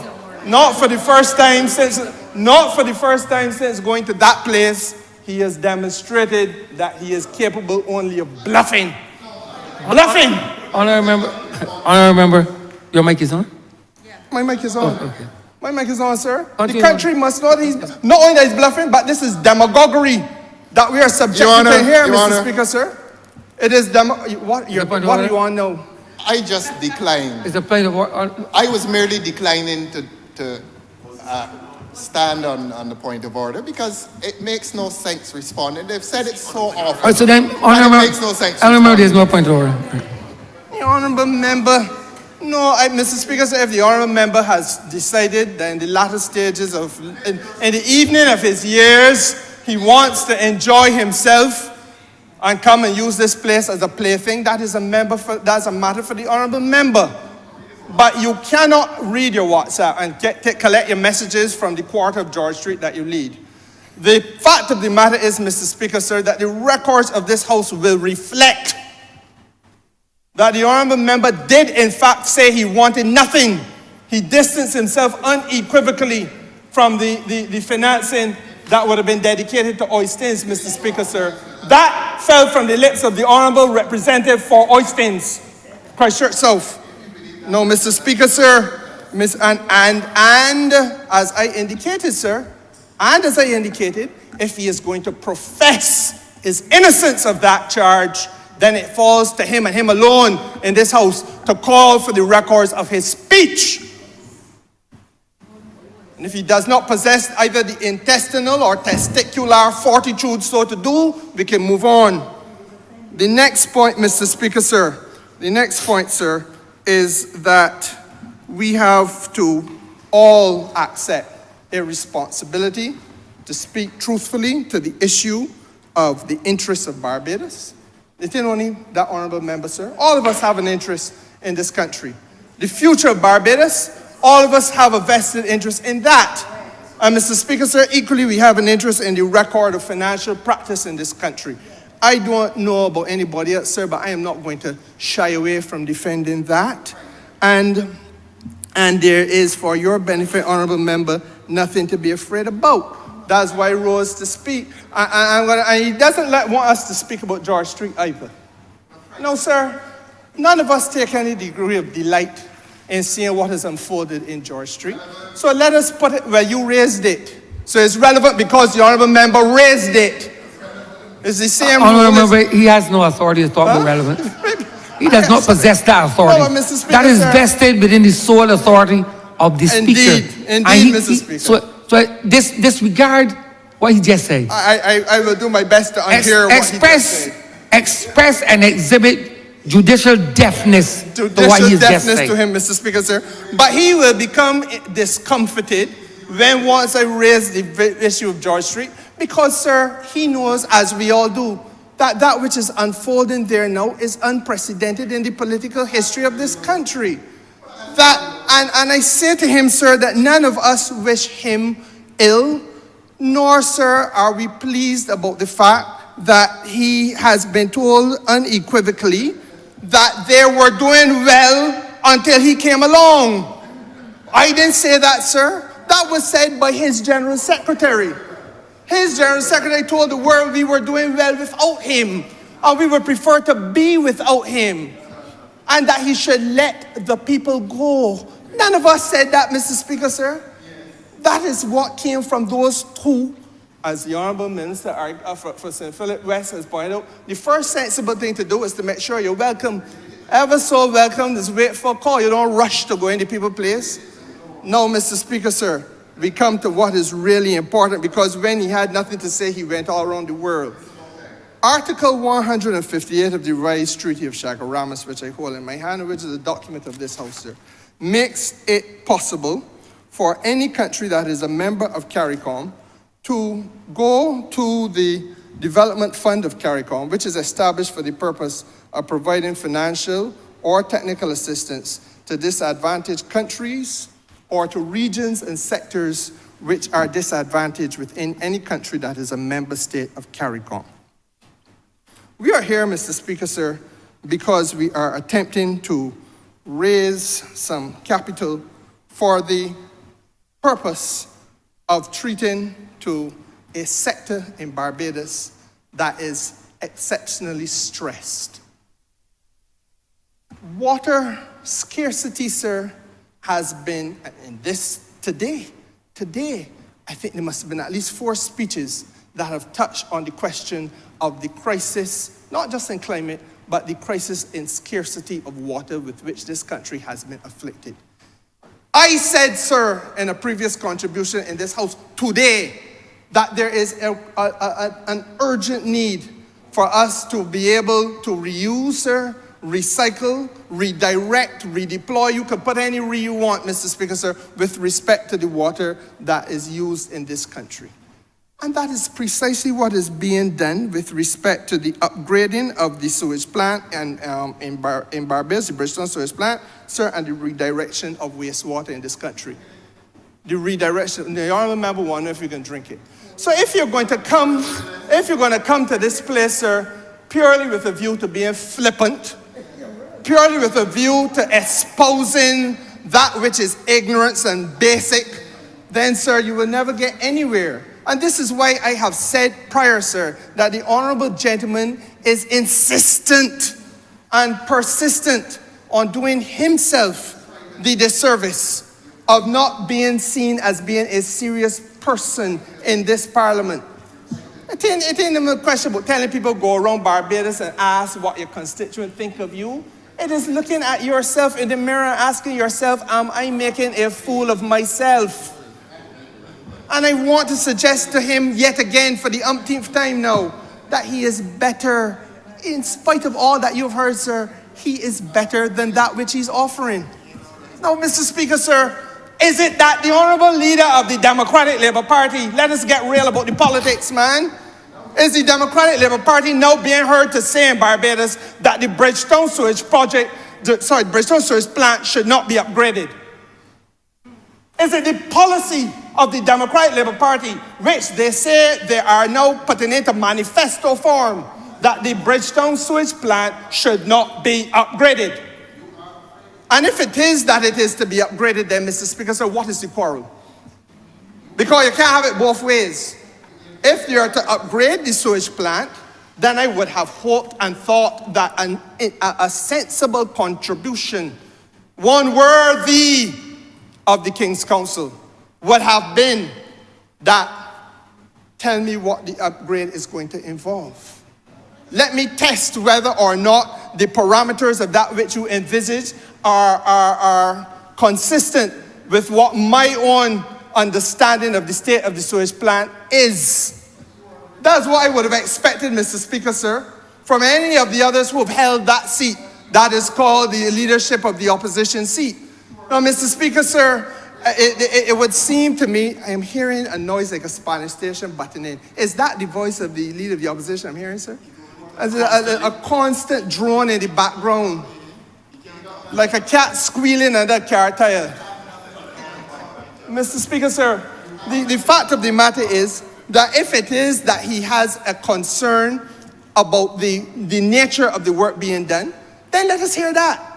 But it cannot be a bland and empty, meaningless statement that suggests there's something wrong with government expenditure only because government is spending the money on the upgrade of the sewage project, or the sewage plant.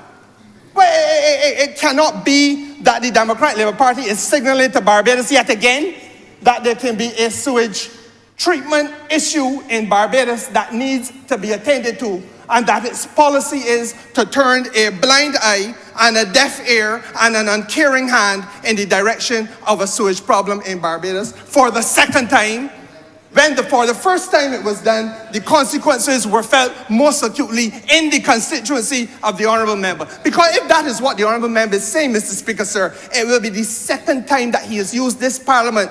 It will be the second time that he has used this Parliament to snub and to scorn and to insult the very people who sent him here.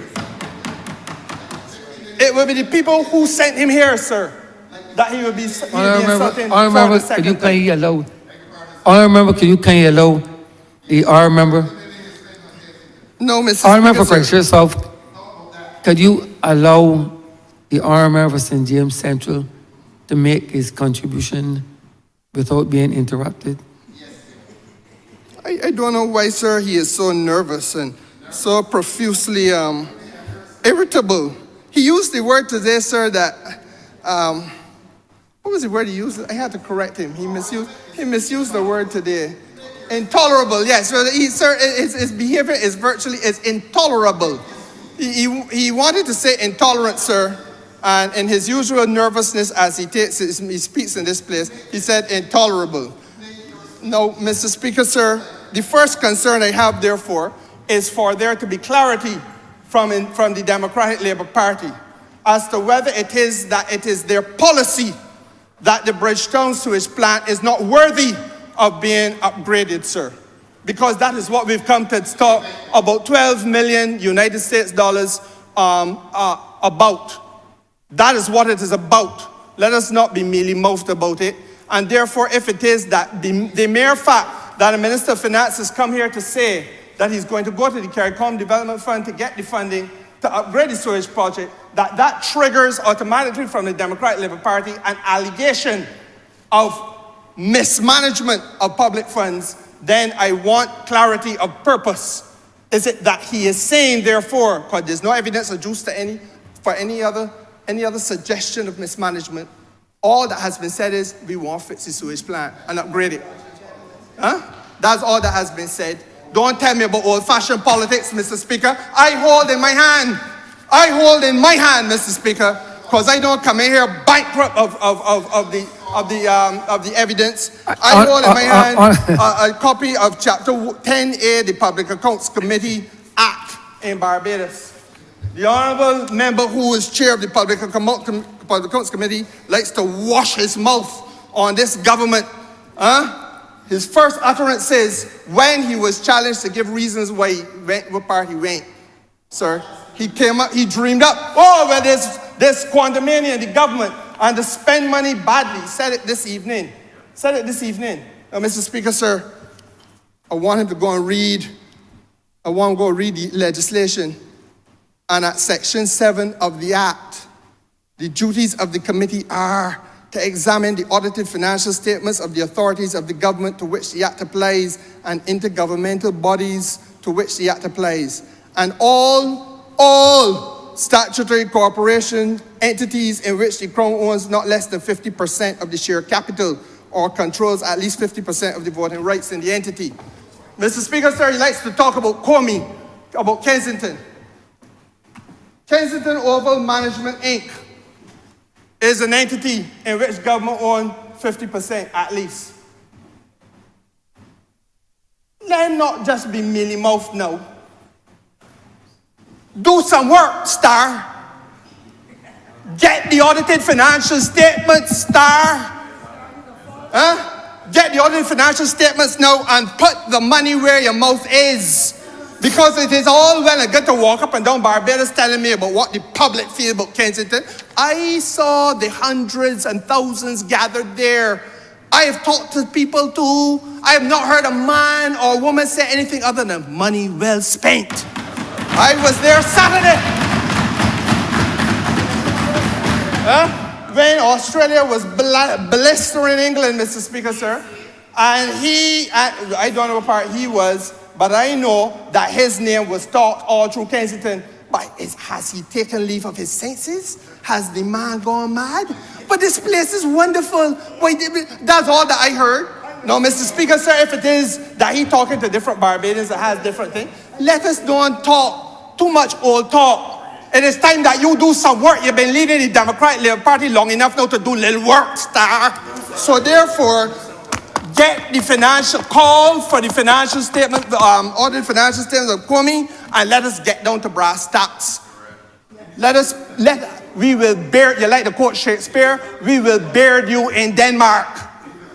We will bear, no, in the fullness of the time, because there's too much false accusation, there's too much innuendo, there's too much scurrility being thrown from that side of the house over here, baseless, empty propaganda, and it is time that we need to learn in this country whether the leader, newly minted, of the Democratic Labour Party is nothing but an empty suit.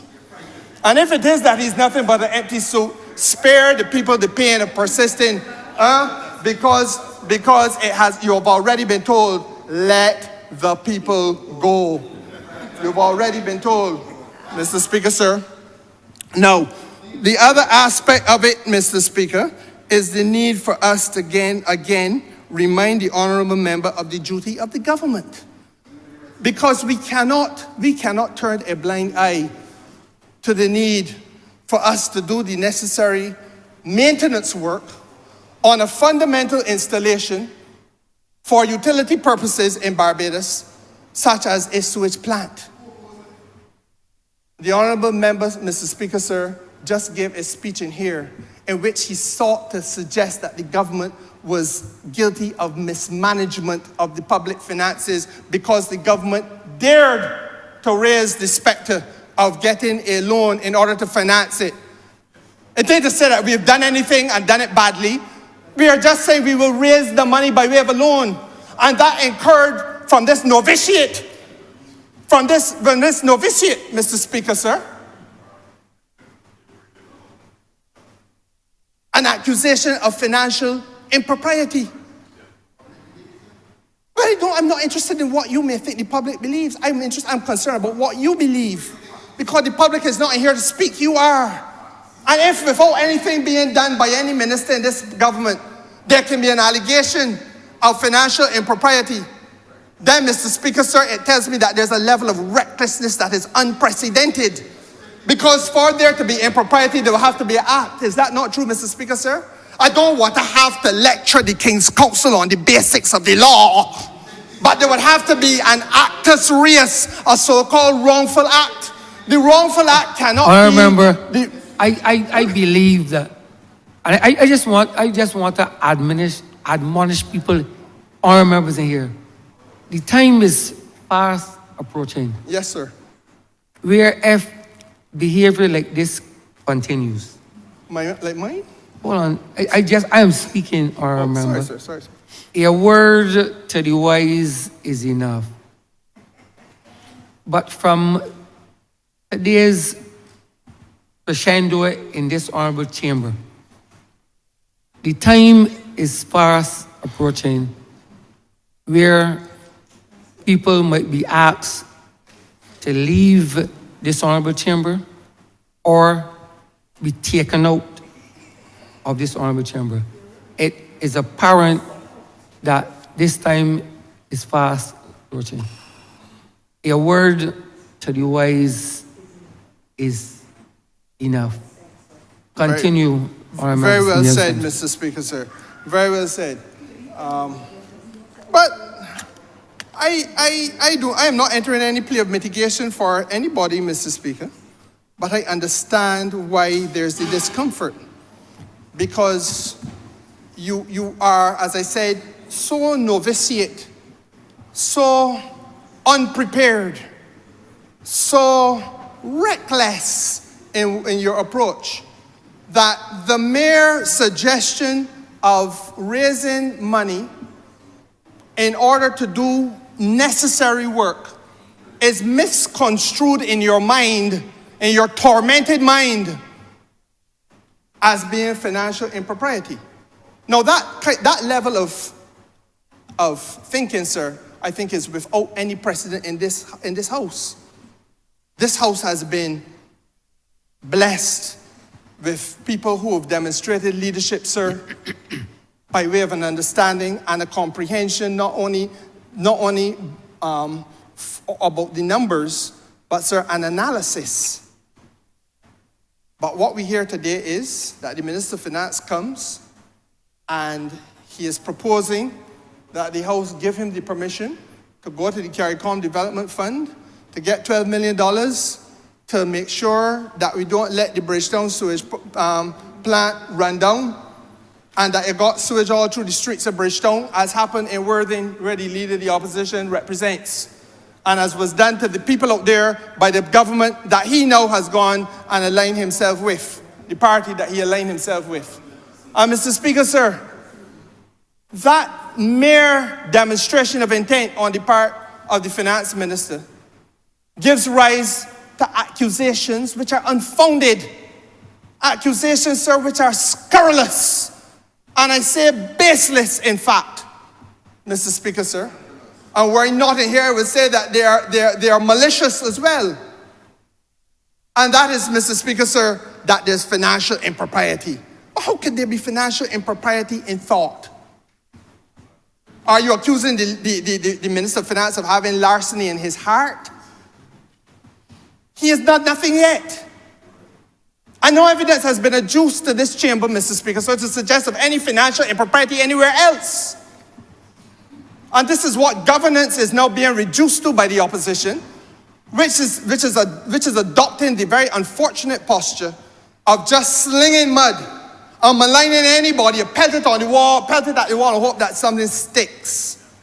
So the whole government is guilty of financial impropriety. Every minister is guilty of financial impropriety. What absolute garbage, Mr. Speaker. Especially coming from he who alone has the power to convene a public accounts committee. I went to the last one, sir. Button bout. Could not decide what they're going to do. Ask me where I feel we should start. Well, I had to tell him, you are the chairman. But I said that to him. The clerks at the bar table were there. The clerks at the table were there, Mr. Speaker, so I had to tell him, you are the chair. You decide. The King's Council. Huh?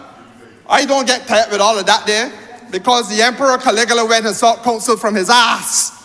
That is written, sir, in history. The Emperor Caligula sought counsel from his ass. Went in the stable, saw this council thing, king, queen, whoever. I don't get tired with that.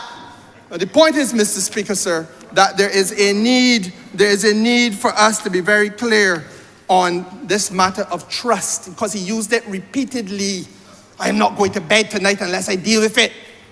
If you believe that there's elements of untrustworthiness in the government of Barbados, put up or shut up.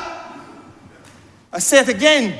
If you believe that there's elements of untrustworthiness in the government of Barbados, put up or shut up. But you and you alone have the capacity to bring these issues to this parliament if you feel that they exist and that they are real. But what this place must not ever be used as, sir, as a place where you come with empty pantomime, that you come in here, scurrilize everybody on the opposite side, do not have a shred of evidence, do not have a whisper of anything corroborative to support what you are saying, but at the same time, sir, you expect to be taken seriously. It cannot work. And that is why, perhaps, we find ourselves spending so much time reflecting on what is unfolding in George Street. Because, Mr. Speaker, sir, I think the gentleman who calls himself Mr. Blackett got it right. They were going along very good. They were going along very good. And then this avalanche of confusion descended upon them. Mindlessness. And we are not supposed to reflect in awe and amazement that a party that has at one time or another held the reins of government and passed legislation to govern people's behavior in this country is descending into cutting off locks, breaking and entering, burglary, Mr. Speaker, sir, accusing one another of egregious crimes. Do you know that the police service of Barbados has been called in twice in the course of the last 9 months, in one gestation period, twice, Mr. Speaker, sir? On what? For the first time, sir, it was electoral fraud, allegations of electoral fraud, that the stole of voters list, in order to conduct an internal election. If they have to stoop to that level of malfeasance, I don't know. That's what they accuse each other of. Are they fit to be unleashed on the public of Barbados? And then the second time, Mr. Speaker, sir, more recently, they're calling the police again. Now, perhaps what Mr. Blackett should be talking about is the outcome of either of those two instances where the police's ordinary day-to-day business was disrupted, so that we would have an understanding of where the criminality truly lies. I would hate to think they're just wasting the police's time. And that perhaps that is where the country now would benefit from some understanding. But instead of that, this newly minted leader calls a press conference because he has to stamp his authority. One is lifting weights on social media, and the other one is holding press conferences. And in his press conference, oh Lord, more calamity falls from his mouth. He is writing a manifesto. Now, it is an assault on common sense, Mr. Speaker, sir, because what manifesto could you be writing when the people got you in court and saying that you can't lead them nowhere? But they have you in court. They put you in court and say you can't lead them anywhere. They take up a whole Chief Justice of Barbados time. A whole Chief Justice that apparently y'all feel ain't got nothing to do. Take up your time to say what? To say what? And they may soon get rid of you, but you're writing a manifesto for them. What madness is this? It is midsummer's madness, Mr. Speaker, sir. Sir, but I say simply this. I only entered this debate, sir, because we got to get the record right. If he wants to talk about trust, that's what trust is about. The public of Barbados needs to know that they can trust people who are holding leadership positions. You can't be calling in the police and don't tell the police the outcome. It isn't a secret. You call them in publicly. The police that can be attending to somebody's rape case. The police that can be attending to somebody that called for them because the house was burgled or they were shot at, sir. You call them away from other duties. There's a need now for the country to know. Yes, you all may wish to have an indulgence in voter fraud with each other, but you're calling the police for that too. So now the public has a need to know. You put it in the public domain. Don't tell me about trust. I am not going to be lectured on trust from people like them. People who accuse each other of abject deceit. That is what electoral fraud is. If I've stolen a voter's list in order to rig an election, I am accusing you of theft and I'm accusing you of corruption and fraud. And you can tell me about trust? You can tell me about trust? No, Skipper. I told you already today, sell that snake oil elsewhere. Don't bring it in here or choose a day when I overseas. I hope you get away with them. But it can't work. I see you for what you are, gentlemen. I see you for what you are. You, sir, are to be forgiven. only because you are a desperado at this moment, holding on for dear life in an institution that does not want you. Having acted rashly without consultation, you find yourself in no man's land. You want to haul in the kite. You want to row the ship backwards. Don't know how to come ashore that way, Mr. Speaker, sir. But we can't help you, no. You went too far. You went too far out on a limb. If the limb is breaking under his weight, sir, that is none that we can do. Not even a safety net, sir, we can't provide for him. So the point is, Mr. Speaker, sir, that I wanted to make this position clear. One, I am not taking pupillage on trust, not for the Democratic Labour Party. And secondly, Mr. Speaker, sir, this is a very simple matter. The finance minister has made it clear there is an issue that requires attention and will require financing at the Bridgetown sewage plant. Are we being told by the opposition, noble and true opposition, that their policy is left the sewage plant, let whatever happen, happen? And it is within our recent memory that that was the position of a Democratic Labour Party government in Worthing in the constituency of this honourable member.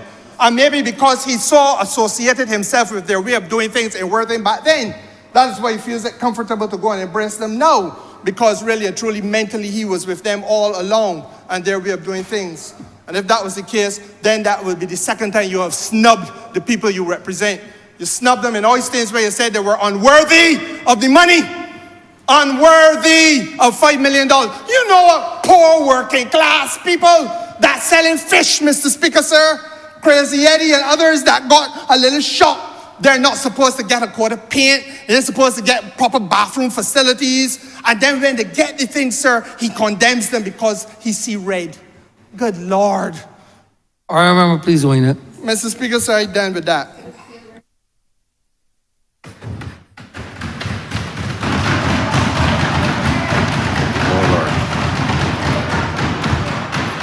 All right, member for Christchurch East Central. Mr. Speaker, I am not often speechless, but I could find no coherent thought coming from the member for Christchurch South in anything that he's put to this chamber today in relation to these very serious matters. And it is unfortunate because he raised issues of trust, and I know, sir, that the people of this country, for good reason, determined that they do not want any member of the Democratic Labour Party, sir, near the treasury or the public purse of this country. And they voted on 2 occasions, sir, to ensure that that is the case. And therefore, when the honourable member comes in here talking about the government has lost the trust of the people with respect to the management of the public finances, I take it personally.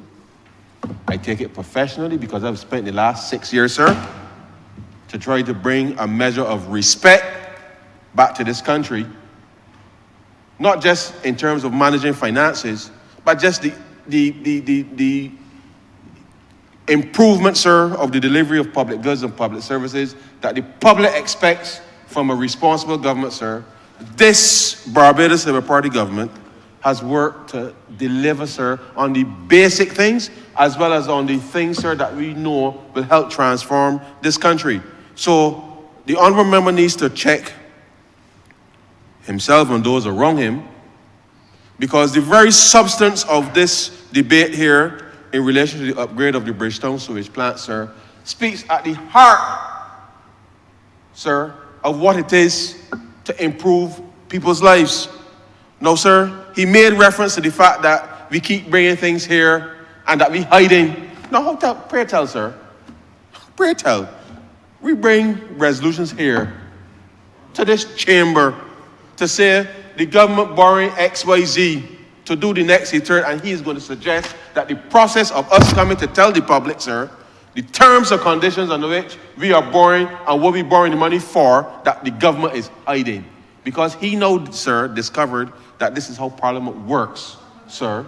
This is how Parliament works. And to the extent that he can suggest that people are either present or absent in this place, sir, when this government, sir, has been present, sir, for the last 6 years to respond to the critical needs of the people of this country, sir, I think it is an insult, sir.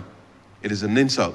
And the Prime Minister, sir, up to today, in the anteroom to the Senate, was on a call, sir, with the Insurance Development Forum, the IDF, sir, to try to ensure that the issues related to the fact that insurance is becoming such a critical part of how we evolve the financial system, that where, for example, sir, in some parts of California, some parts of Florida, sir, insurance companies are no longer offering insurance for specific things, the wildfires that were taking place in California, for example, sir. And therefore, when the Prime Minister speaks about the fact that we have to change what we are doing in order to help mitigate our people being able to be exposed in that way, and therefore, we have to change things, sir, to ensure that we too are not caught up in it, because, quite frankly, when reinsurance rates go up, sir, they're passed on across the region. Why, sir? Because insurance is a pool process, sir. And therefore, the Prime Minister, in advocating for the fact that small states not just need access to finance, but being able to ensure that we can utilize new technologies to reduce the perceived risk, sir, such that the reinsurance rates will be enhanced and that we can get greater space to be able to ensure that, not just with respect to houses, but as you know, sir, you need insurance to get a mortgage. You got a business, sir, you need insurance. All of these things matter, sir, in the ordinary lives of people. And he made some reference about the Prime Minister in London. The forum was being held in London, and the Prime Minister was speaking to the people in London. Today, in case he doesn't realize, there is technology available to do that too. And therefore, the Prime Minister, in continuing to lead in relation to the Bristol Initiative, it is important to understand, sir, that unless we get these things right, Barbados or the region, sir, will not be able to achieve climate resilience. And therefore, we continue to press the point that not just in relation to financing, but in relation to insurance, that is going to matter, sir, what we do. So when he's talking what he's talking, we are saying, I am simply saying to Bajans, we now have to do things differently from what we were doing before, Mr. Speaker. And therefore, this government will continue to work with any stakeholder who's prepared to help improve the lives of ordinary Barbadians. He said, sir, that we are making frequent visits to the bank. But I'm here to tell the honourable member, I ain't gonna continue to go to the bank, sir, because you know what, sir? Next month, sir, we're gonna bring another loan agreement here, sir, to buy back some debt cheaper than it is now, sir, to allow us to upgrade the South Coast sewage plant, which is in his constituency. So I hope that when we bring it back then, sir, that you criticize that too, because what we're gonna, you know what we're gonna do? We can issue a cheaper rate, and we're gonna borrow against the savings to ensure that the South Coast sewage plant, sir, can get upgraded. In the same way, sir, from the same GCF that providing the grant funding for this Bridgetown, sir, is a part of that deal. And therefore, if he don't believe, sir, that the people of this country, that this minister will go to the bank, sir, each and every time to make sure that we get a better deal, sir, for the people of this country, I will do that every day for the rest of my life, sir, to make sure that we can deliver for the lives of ordinary citizens. Every day. In relation, sir, in relation to the IMF and the borrowing, because let's make it clear, sir, I know that the honourable member and the Democratic Labour Party, they have a phobia of the IMF, and that's because their public policy has always been flawed, and they cannot execute or do anything to benefit Barbadians in a substantial way. This government, under 2 programs now, have been able to meet every target that we have set under the IMF supported program of our Barbados Economic Recovery and Transformation Program. This second program, just to remind the public, involves the Resilience and Sustainability Trust, sir. You would have seen a press release middle of May, I believe, a couple of weeks ago, when we reached staff level agreement, sir, that assessed the results up to the end of March, sir, which said that we will unlock an additional $150 30-something million dollars, sir, of which some of that money is from the Resilience and Sustainability Trust. That matter, sir, will go to the IMF board, I believe it's June 27th of this month, so I believe it's June 27th. And will be approved, sir, given that we've met the targets. And when we receive that money on June 28th or 29th, sir, it is that part of that money, sir, that we're going to use to provide the capital for the Blue-Green Bank that we discussed just now. And therefore, if the honourable member has a problem with the government of Barbados using monies at concessional rates to help us to be able to respond to the people of this country, then I say, as the honourable member for St. James Central said, if that is the position of the Democratic Labour Party, that your government is not to help people, but the use of so, and put that in your manifesto, because this Barbados Labour Party, we have a mission, sir, to help transform this country and to ensure that ordinary Bajans see a better life. And we are committed to doing that, sir, and we will take those monies, invest it in the capital of this bank, which would allow this bank to be able to be much more nimble and flexible to further expand in relation to that. In relation to the fact that it's CDF, it's 3%, sir. I said so in my initial submission, it is 3%, fixed for 12 years. And therefore, I know that the Democratic Labour Party, sir, when it was last in office, had bonds at 12, near 13%.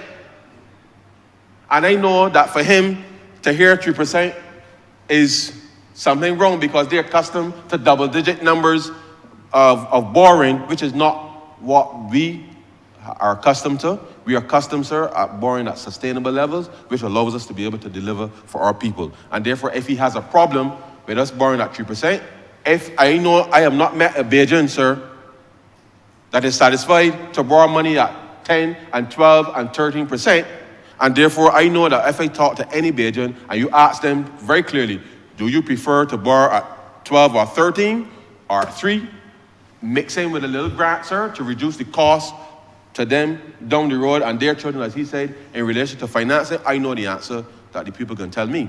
Because once people are able to see improved public goods, improved public services, sir, which we are delivering, because the last government clearly, sir, abandoned their posts with respect to that. And therefore, this government, sir, this government of which I'm a part, we are proud to be able to ensure that we put together, sir, the right combination of deals to ensure that we can finance our development. And therefore, sir, every time we come to this place, and it's not as if we come in here and say it for the first time, we engage with the stakeholders, we prime people, we speak with the public, and indicate that these are the things that we are doing on their behalf.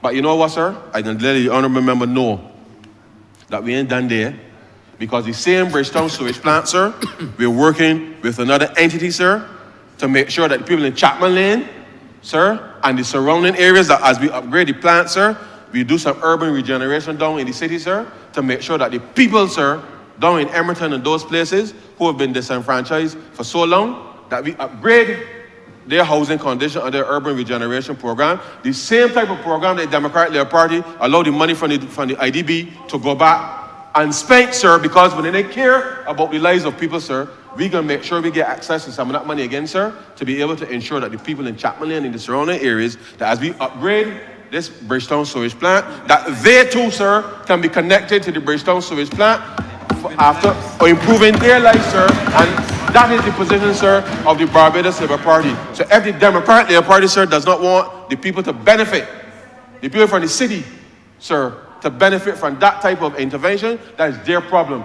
But the people in Robert Street, sir, on this side of the Parliament, sir, we are committed, sir, to ensuring that people who were left out, that we bring them into the fold, sir, improve their standard of living, and hope, sir, that they understand that they must put their trust, sir, in a government that is going to look out for not just their interests today, but the interests of them and their families, sir, down the road. And so, sir, I didn't intend to speak this long, but the honourable member certainly caused...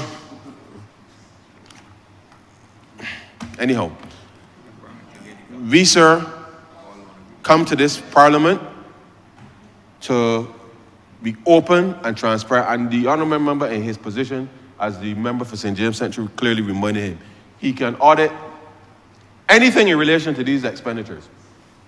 Because I know that when you go down there, sir, today, you're not going to see pumpkins growing and vines growing in no processing plant. So when you start auditing, I hope you go back and check all of the records of the Barbados Water Authority and all of the contracts that were signed under the Barbados Water Authority under the last government, and speak to his colleagues to find out where part some of that money went, sir.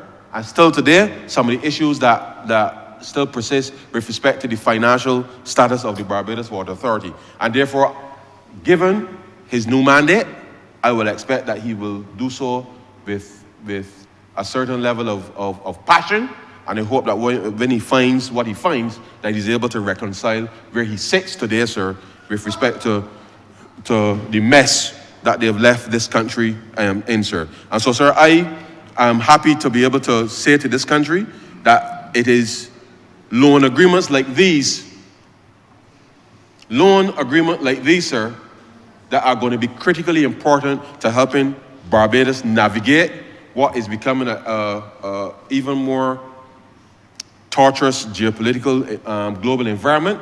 And therefore, whilst the Democratic Labour Party is satisfied to wallow in misinformation and untruths, we are going to continue, sir, to deliver for the people of this country. And I know that the good people of this country know fact from fiction. And therefore, when they interact with reality on a day-to-day basis, sir, that their lives have been improved, not just since 2018, but we are charting a vision, sir, that will allow them to feel comfortable. And therefore, when he speaks about trust, I think he has to look in the mirror with his colleagues and do some serious self-introspection, because they've not offered, sir, a single credible solution that will give any Bajan the confidence that they could ever run this country, sir, again. And so, sir, with those very few words, I beg to move, sir, that this resolution do now pass.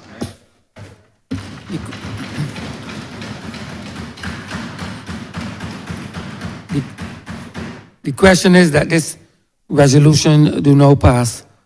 All those honourable members in favour, please say aye. Those against, please say no. Me think the ayes have it. This resolution stands passed. Honourable Leader, Government Business. Thank you, Mr. Speaker. With that, we've come to the end of today's sitting. I therefore beg to move the adjournment of the House until the 25th of June at 10 a.m.